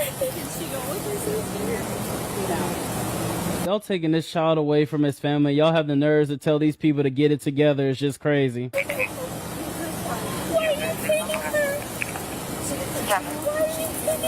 That's not your business. That's not your business. Really? Go. No! Okay. Go ahead and pack her up. You can't take her. No, go. Go. heartbreaking, man. Heartbreaking. No one will understand unless people bring things like this to your attention or it has happened to you. It is heartbreaking how there is just no empathy. There's no reverence for the child, the mother. They're not trying to help the mother in any way. All they're trying to do is take. They are not there to serve her in any shape, form, or capacity. Yeah, they're not there for her. They work for the state. Like, they don't care what, like, her emotional state is. Like, they talk about get it together. Like, what do you mean, lady? I should smack you in the mouth. Right. How about that? Like, even the cop who's there to protect and serve, they got a job to do too. Even, there was no, all right, ladies, like, conduct your interview with her, but there was no have some class. Stop laughing, stop, like, none of that. No one is advocating for this woman who is in a helpless situation. No one. There's no one there advocating for her. And then you wonder why women turn down the route of harming themselves, harming the children, because there is no one there to advocate for them. And then their child is thrown off in the system. They go another way, probably never see the child again. Reunification is always the goal, but with the way they talking, it don't seem like this little girl's gonna see her parents again, her mom again. Yeah, they like, we ain't sending you with nobody you know. We're gonna put them with some strangers, and you got court date in the morning. If you saw the sun is going down, right? So this would automatically be an emergency placement because you got to think here it's probably around 4:35 o'clock, 4:35 o'clock, where people are getting off of work. The social or the agency is probably about to close down because it's 5 o'clock. And so they're probably somebody gonna be staying after 5, and nobody wants to stay at work after. You're not getting paid a penny more, no overtime. Yeah, right. So now you staying in the office with a child who you got to make call after call after call. Mind you, you have an option of a family of the friend of the family, but they don't want to use that as an option. They want to go with total strangers. So now you're calling to see who's available to open their house to a sick child, and they don't know none of the history. It just doesn't make any sense. It doesn't. Yeah, and it's like once they decided to execute that removal, it was like they did not want to delineate from that. They wanted to execute that like a search warrant, Oh basically. yeah, that's money. That's money in the pocket for the state. That's money in the like seriously, that's money in the state's pocket, and these social workers know that. Social workers know that because they work for the state. So if you work for the state, you know what they require of you, and you know what the requirements are. And so yeah, there is no empathy, because at the end of the day, my purpose is to rack it up. My purpose is to bring in the money for the state. My purpose is to bring these kids in. I don't care what happens to them. I don't care who's connected to them, as long as they're taken from point A and put to point B. I don't care how they get there. I don't know how they're going to get there, because guess what?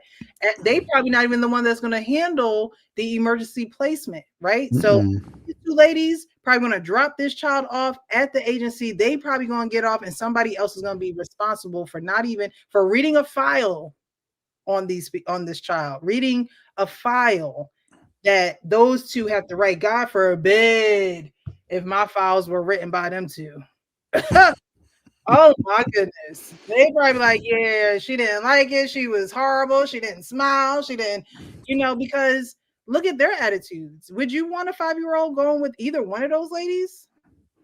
Now somebody talking about, like, somebody telling you stop interrupt, like, you came to my house, like, what are we even talking about?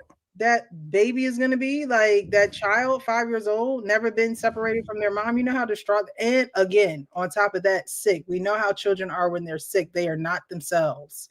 Children are not themselves when they're sick. They're not as vibrant. They're not as talkative.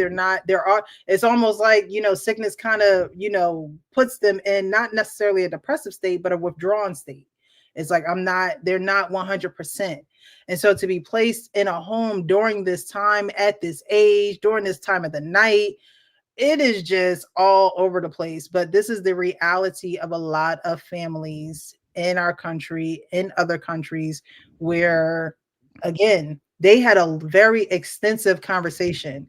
They had a very extensive conversation in which both of the caseworkers had, for lack of better words, attitudes. They had attitudes with this mother. And so when they get back to the office, best believe words will be twisted. Best believe the narrative will be shifted in the favor of the child not being in the custody of their mother, because two people couldn't show empathy towards a mother who is about to lose her child in the middle of the night and can't do not a doggone thing about it.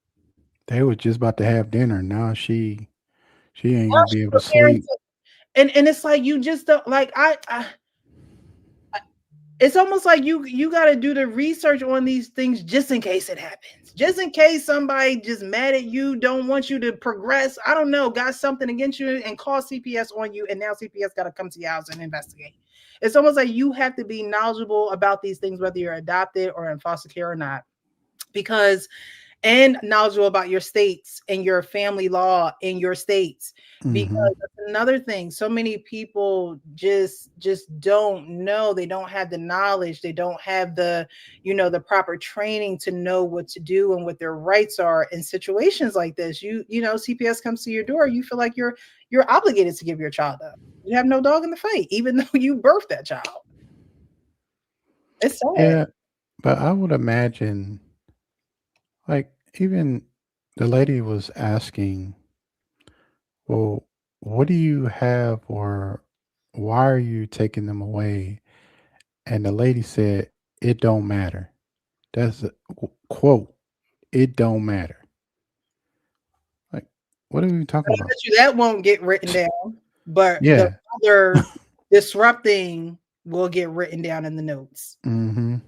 They will write down she was being aggressive. Right.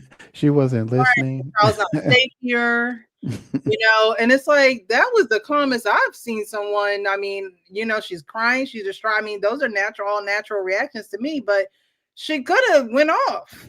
She could have really been irate. She could have been, I would have been knocking on the neighbor's door like, get out here. They trying to get us. Like, she handled that, pretty discreetly. Some people would have been raising hell for real.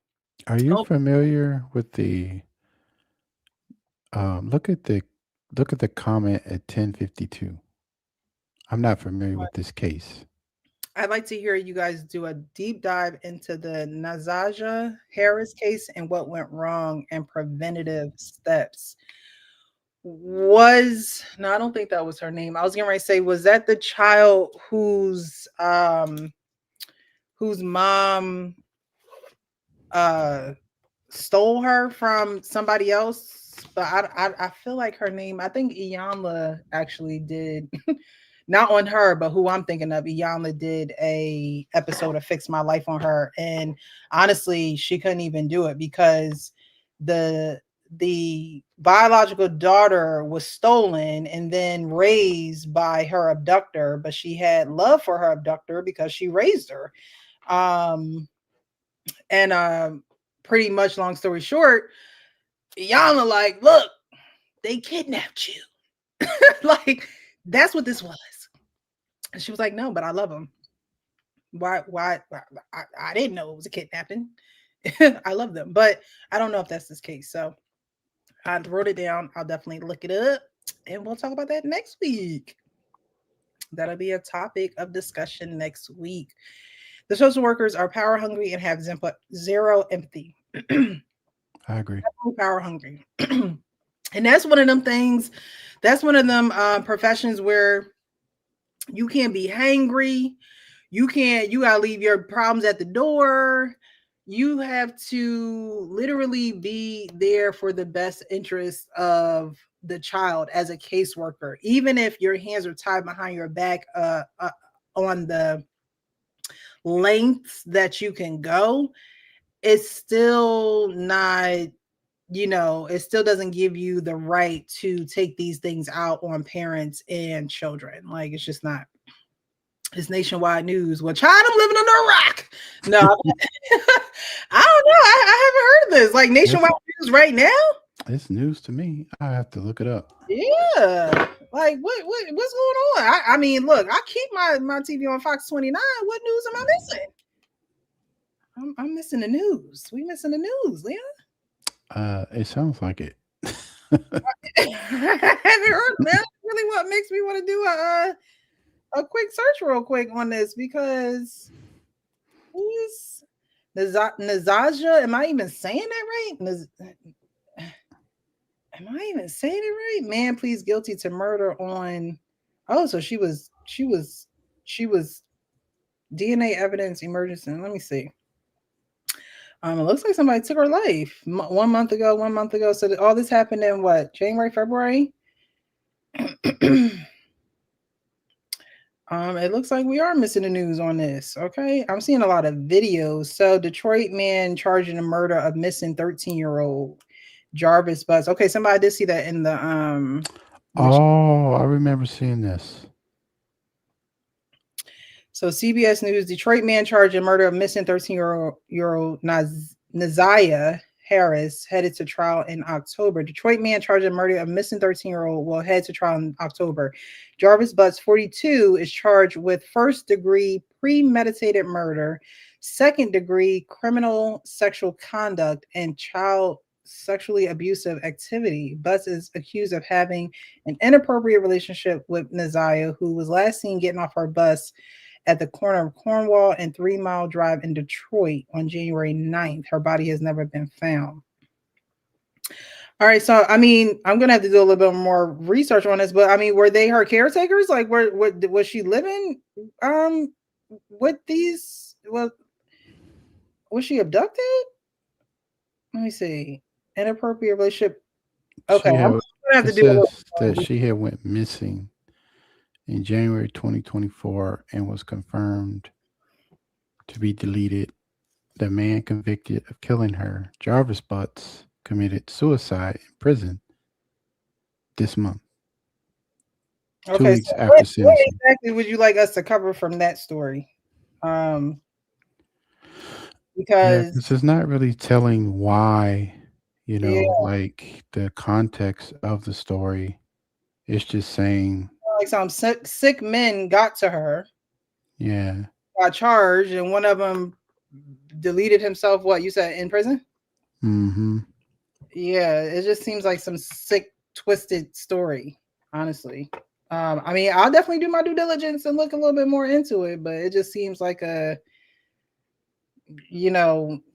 older man, Jarvis Butts. Is this a name that we should know? Jarvis Butts? Is this like an actor or a public figure? I don't know. Oh, Mo said she was in the care of her aunt who was with Jarvis.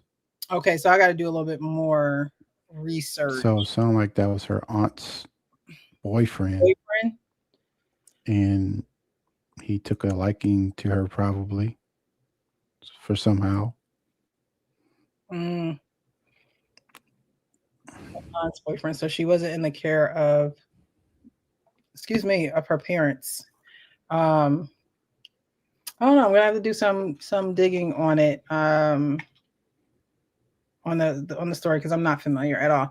Go over the Orrin and Orson West case in California as well. I did write that down. Never heard of that either. We be minding our business.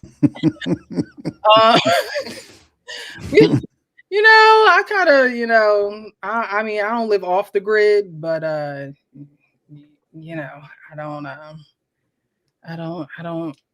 stay in my corner. Orrin and Orson was adopted and went missing from backyard. The parents were later charged with the bodies never found. So sad.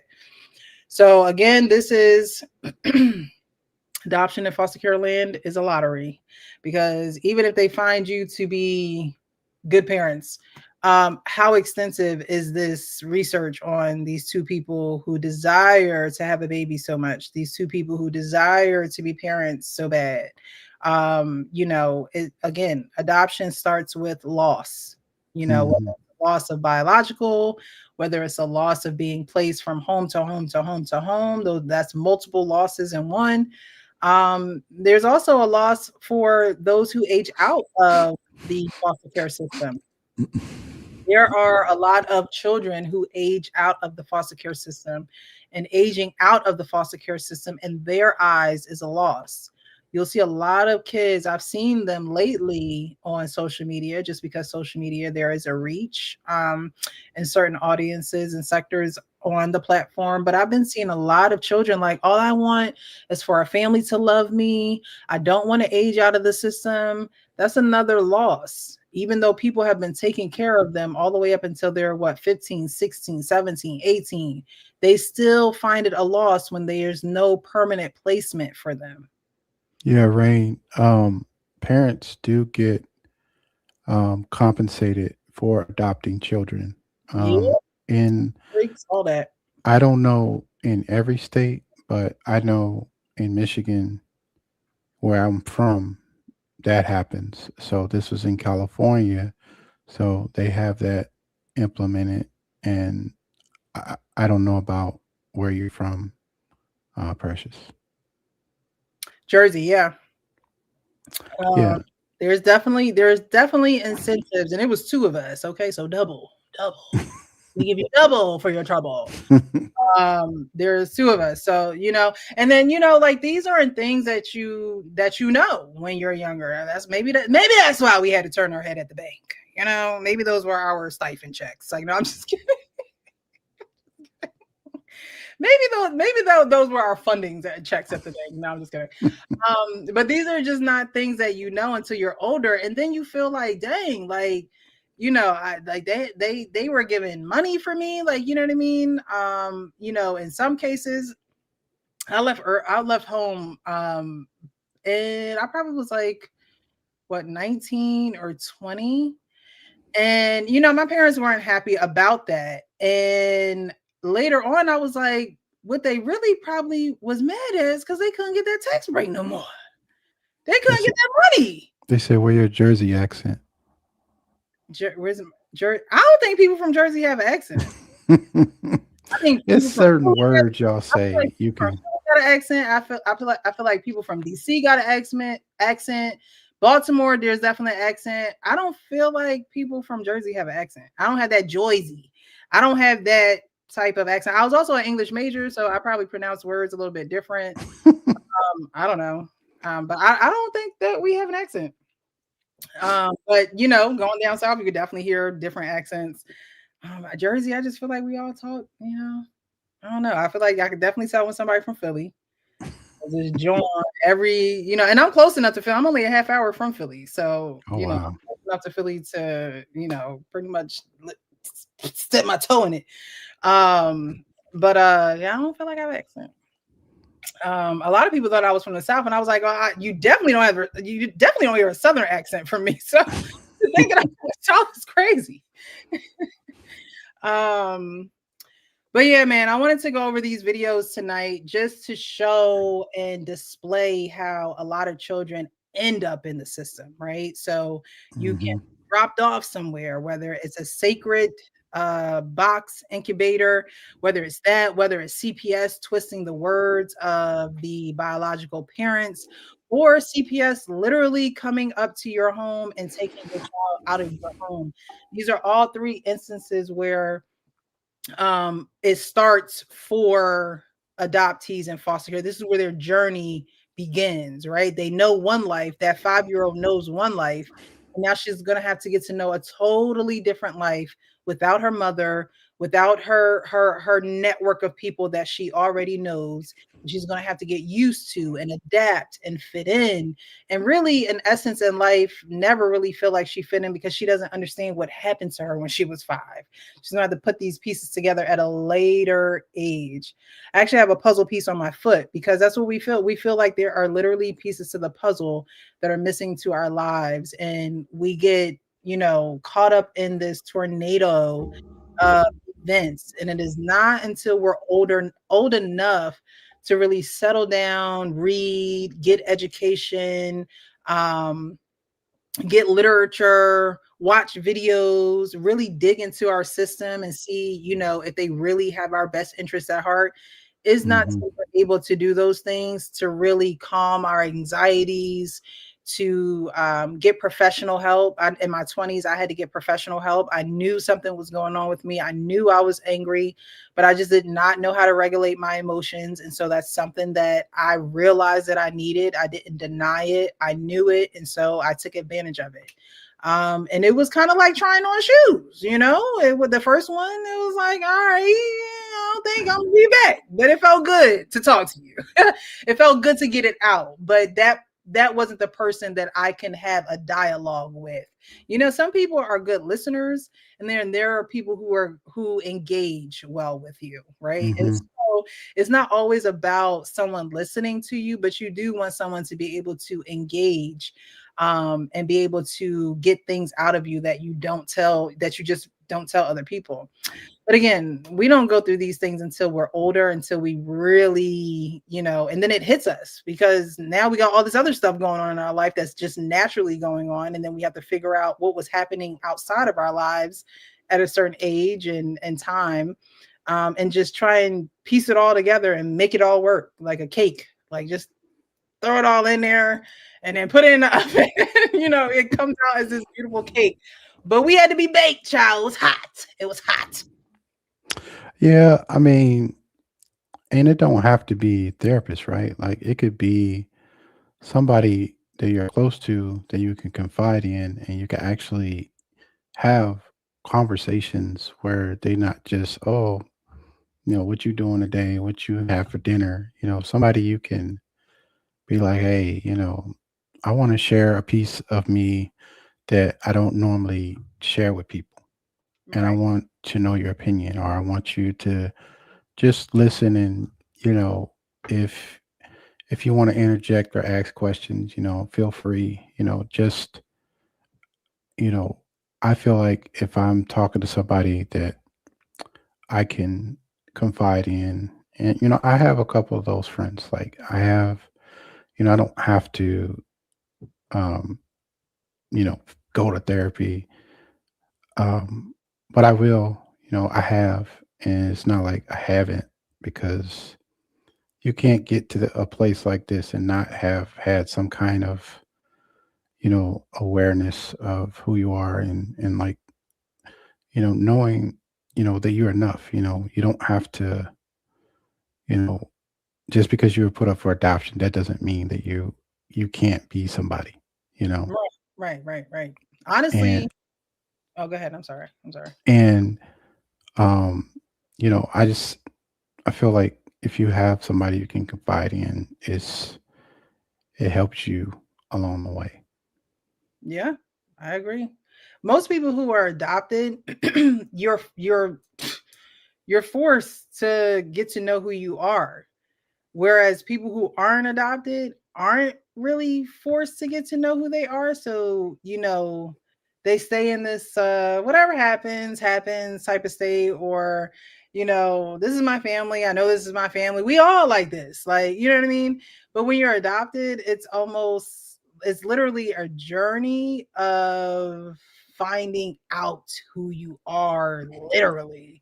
Like you and I, we met our biological parents not necessarily to have a ongoing relationship per se, but we wanted to know what other, like, who birthed us and what they look like, so we could see ourselves in them, right? So that's part of identity. It's not necessarily, meaning to say, oh, I hope we talk to each other every single day. And I want to be able to know everything that they're doing. And I want to be able to help them out and help their issue and help. No, that's why conversations surrounding reunification is important too, because those are the thoughts that adoptive parents feel as though that you're thinking. They think that you're thinking, oh, they're leaving us and they're going over there. And it's like, no, I just want to see who somebody that look like me. Shoot. Shit, we go to a family reunion every year. You see your kinfolk. You see everybody that's like you. Do I give you a hard time about that? Why are we going? Right? Like, it's just sometimes we really wish that people could step into our shoes to understand some of the thoughts and some of the things that we go through that you just naturally don't even have to think twice about, like your mom's birthday. Your mom's birthday is your mom's birthday. There are no conflicting areas in that, unless somebody really lying for real.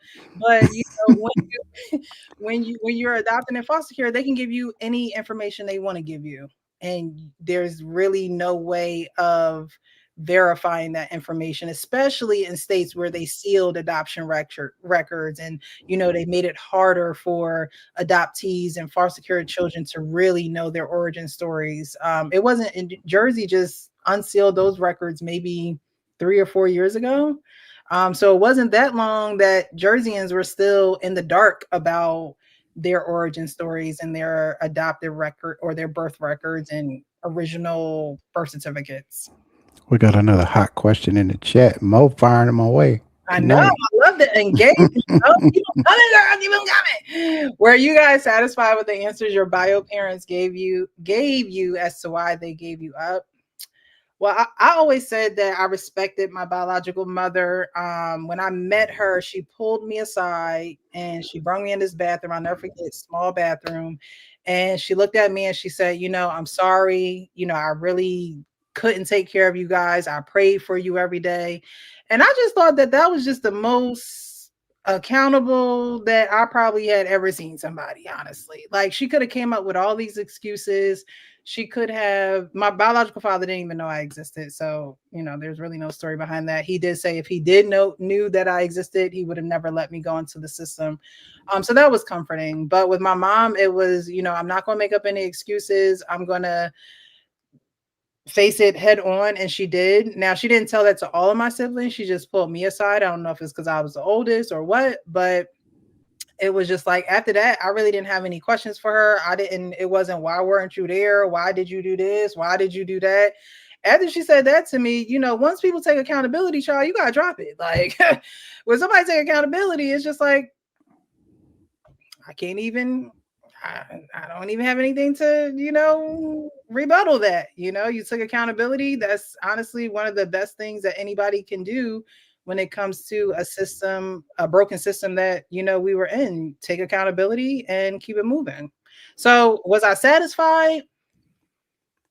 I mean, yeah, I was satisfied. Was it what I was expecting? Did I expect her to do that? No. But then again, I really didn't go with any expectations. So I was satisfied. So I would say Being adopted makes you like expect a gadget, right? So like you start searching for stuff and eventually you'll find it, right? So I found my adoption papers, but I still didn't know what it meant, you know.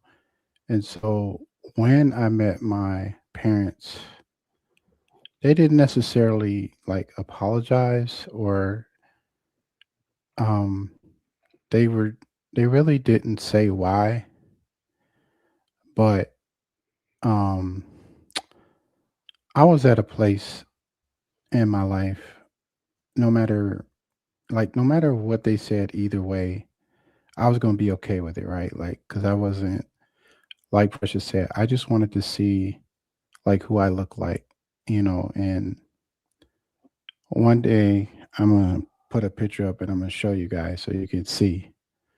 I'm like an identical twin basically of my father. Um I did try to build a relationship with my parents like before they passed away. But it didn't pan out. Like I think they just wanted to see like if I made it in life, and how I was doing, you know, if I ran into any struggles or anything in life. But I think for most parents, they just want to see if you're all right. They want to see if how you come out in life. Were you a productive, you know, good person, and that's all that you can ask for. Yeah. Hey, what's going on, Cree Cree? Yeah, that really is all you can ask for. And a lot of times we have a lot of damage and trauma, as the adoptees, but it's not talked about enough how biological parents, they go through it too. Not every biological parent is just like, oh, there, that's my child, I birthed and whatever, keep it moving. Not every mother is like that. Not every father is like that. They struggle.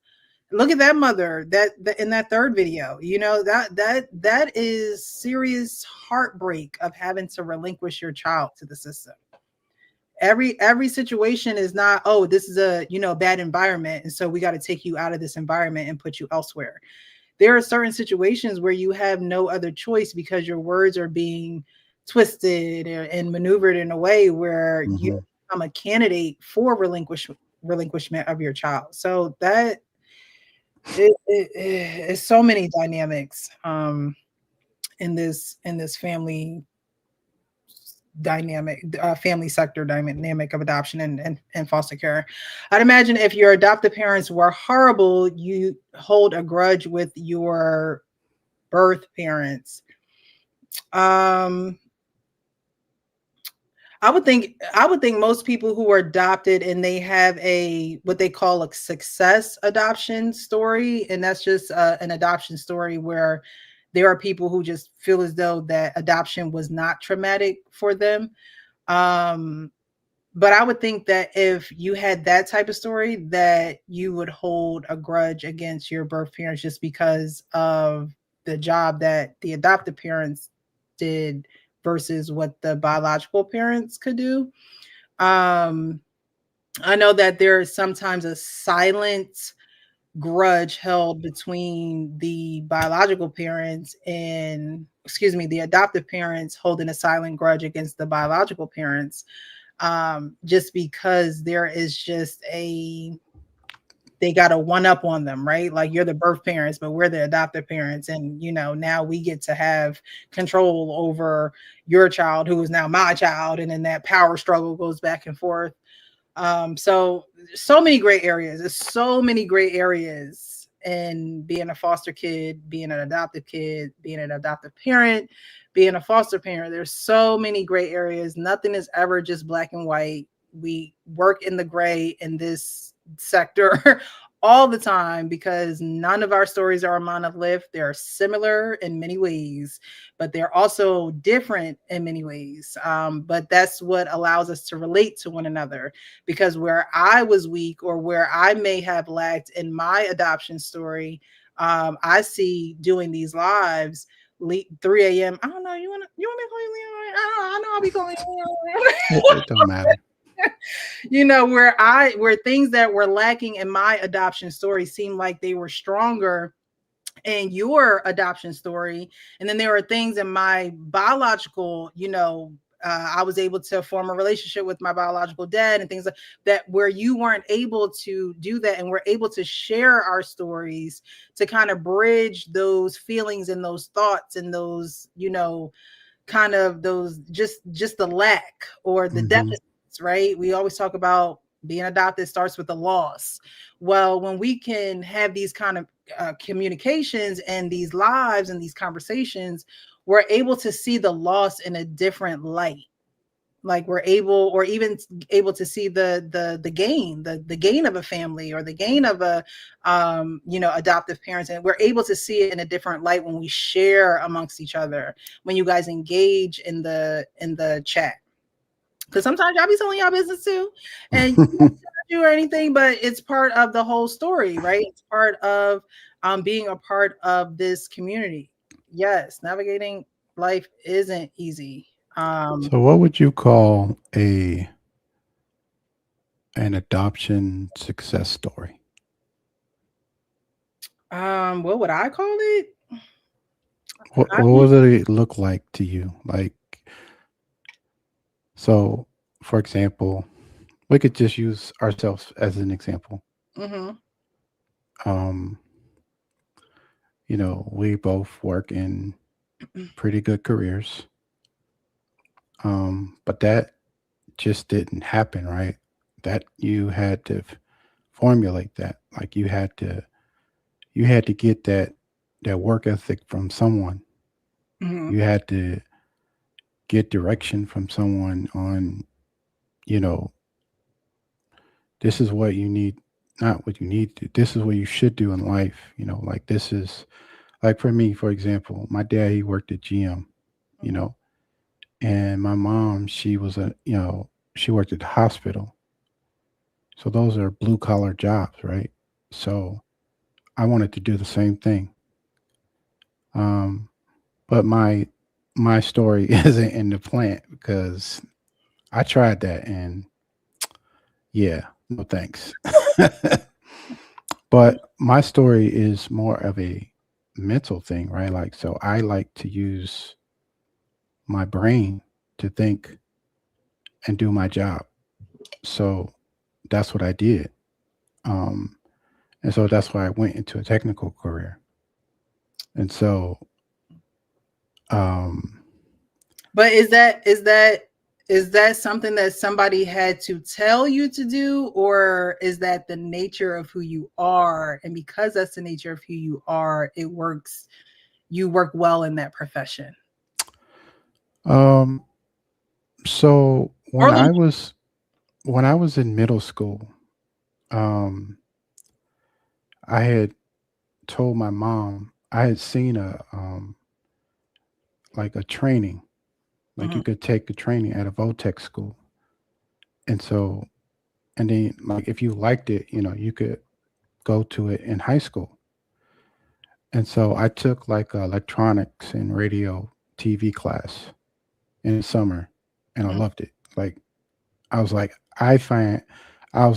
seen my career path, like instantly I fell in love with it. But like everybody ain't gonna be like that. Like sometimes it take people a long time to find out what they want to do. Right. But it probably is a part of who I am, because my dad, I was going to say, my dad was an engineer for Saturn. That's crazy. Your biological father. Let's make that clear. It's biological in your nature. father. It's in your nature. Your natural makeup. And I always say the blood no lie. So that's why I asked you that, because while it's I wholeheartedly believe in nature versus nurture. While we are, back to your question on success stories, while we are, I mean, it's supposed to be a success story, right? Like if it wasn't, we'd be still back in foster care and searching for a family. So and all in all, I believe it's supposed to be a success story. How you get to success and how you define success are two totally different things. Because money to me is not success. Is part of life's journey, and you need it to survive and to get from A to B. But I think just having peace within yourself, to me, is success. There are a lot of people who die from not being peaceful within, and because they're not peaceful within, everything that they are holding on to or that's bothering them then becomes a physical ailment for them. So I think success comes in finding peace within your story, your whole story, your birth roots, your adoptive parents, and not only you but everyone involved accepting the story and having peace around that story as well. To me, that's what I think a successful adoption story is. Everyone accepting everyone as they are, coming to peace with the adoption story.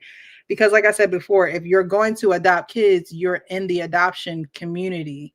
And so like we talked about last week, there aren't a lot of Black parents who speak about their adoption story, right? Like, if you did such a wonderful thing, and you want others to be a part of this community and have a buy-in or have a voice in it, you would think that you would see more advocates for those who chose this life, and you just don't.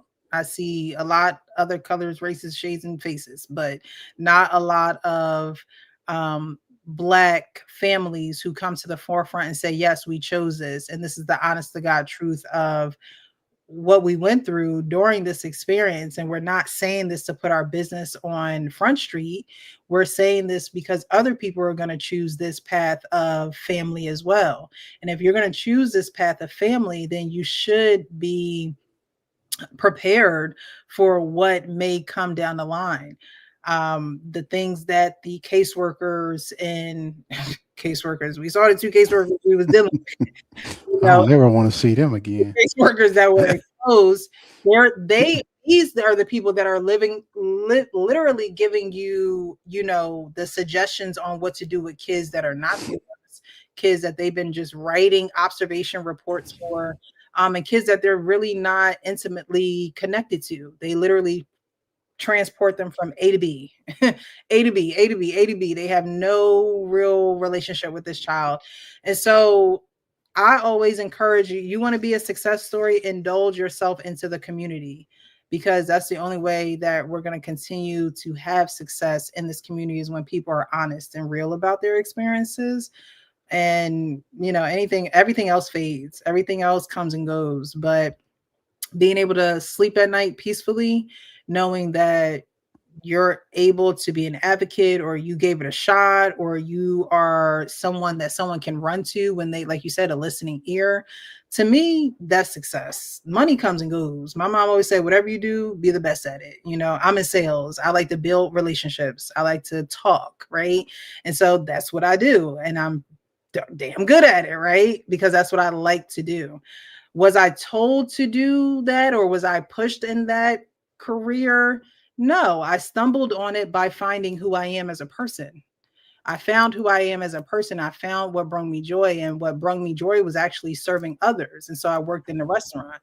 And so now I'm in sales, working for a company who services restaurants and hospitals and, hospitality industry. And so I enjoy that because I found out who I am from the inside out, and I enjoy being of service to others.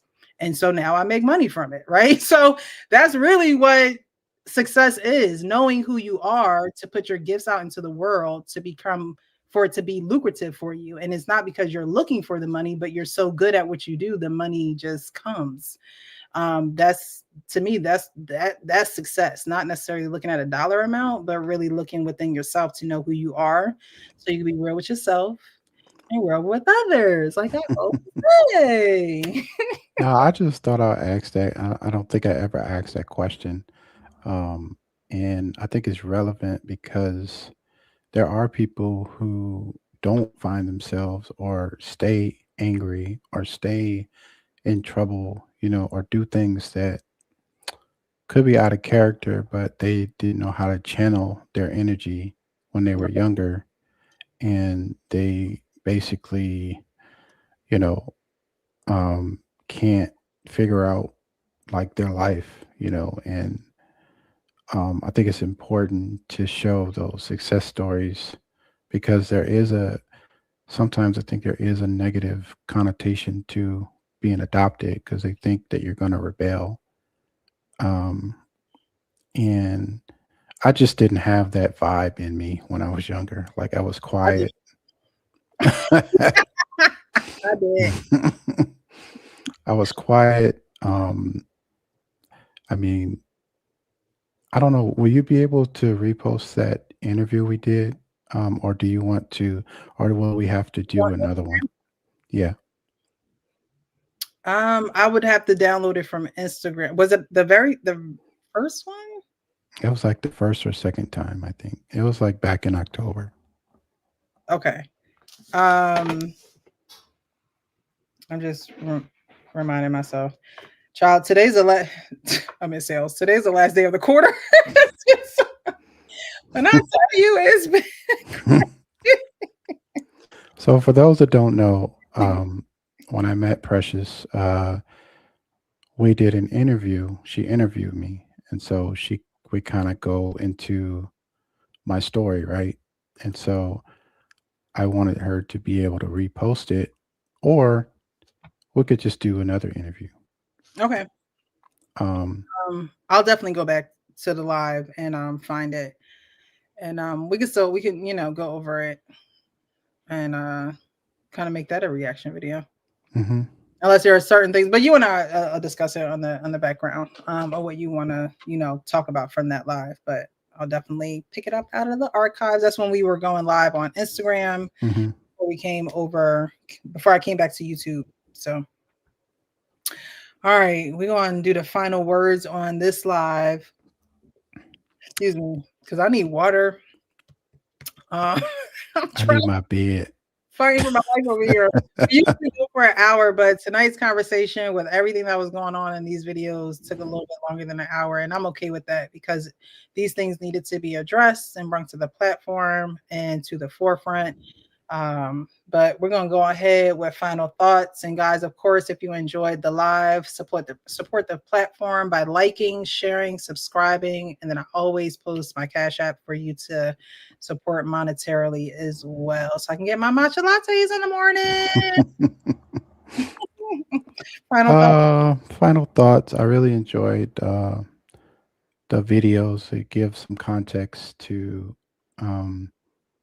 the third video, really, to kind of build up, right? Like, so you talk about going from a baby being put in a box, which I didn't even know that was like a law. Ohio. You be coming across some interesting things, let me tell you. I really enjoyed the conversation. I definitely want to dive into those topics that Chelsea brought up because I mean I heard about those stories, but I didn't know if they were like adoption type stories or if they just wanted us to give our opinion on what the case was about. And I'm looking forward to what you're going to put together next week. All right. Yeah, this is definitely a good live. I appreciate you as always for joining me in this journey. You don't have to, but you choose to, and that's most than what a lot of other people choose to do. So I appreciate you. Thank you. Because sometimes just presence, is enough, but so many people want more than that from you, and so you're not able to really experience a person because of the expectation. But I appreciate that you allow yourself to unfold in this journey as well. Like you said, before we started doing these lives, you never used to talk about these things publicly. And so you know, I'm happy that you are opening up and growing. That's a part of growing, right? Doing something that you never used to do before, and then realizing that while you're doing it, it's helping other people, right? Mm-hmm. So thank you. I can't thank you enough. I really You're appreciate you. welcome. And thank you guys, of course, who engage in the chat, who come and watch for a little bit, give us a view or two, like the video, subscribe. You know, thank you guys so much for always engaging. Your questions help the conversation go along. It helps us to actually dig deep, go through our life experiences and our, you know, journeys through this adoption, foster care dynamic of family. And tonight, I just really wanted to bring about origin stories of how we end up in the system. You know, you hear about the obvious, oh, she was on drugs, or, you know, she was too young, or, you know, she got pregnant at such a young age, or there was some type of, you know, forced sexual contact there. But sometimes it is simple as going to a box and putting your baby in there. Sometimes it is as twisted as CPS actually working against the biological family. And now the result of that is you being put into a system that is so huge and will swallow you whole and not really care, or, you know, really give you the resources. And then, of course, the last video, which was very emotional. And I almost got emotional watching it the very first time, because you have a helpless mother who you have, you know, it's like a 2 against 1 type of thing. And actually more than 2 against 1, because there was a cop there was somebody recording, you know, it's just such a unfair advantage on parents who are forced to give their children to the system. You know, this mother looks like she's doing nothing wrong. She's caring for her child. Her child is sick. She's in the hospital. She's getting treatments. It's bananas. And so I wanted to go over those videos just so people can see that it doesn't have to be this grandiose thing. It could be the smallest thing that changes a child and a parent's life forever. Mm-hmm. And now they are in a system where they have to find themselves and get themselves out of depression and get themselves out of, you know, being withdrawn from others, because a part of their life and their happiness and their spark and their, you know, lights in their eyes are now snatched from them, you know. And it's sometimes hard to recover from that. It's sometimes hard to gather yourself and to, you know who you really are, especially the truth is snatched from you. So again, I appreciate you guys. We're gonna get up out of here. Definitely join us tomorrow on the men's forum. We're here again 9 p.m. Eastern on the men's panel, and then we'll be back here next week. When's Easter? Tuesday? No, Sunday. So we'll be good by Tuesday.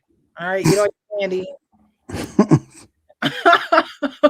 And be back Tuesday at 9 p.m. Eastern. Y'all know what I say.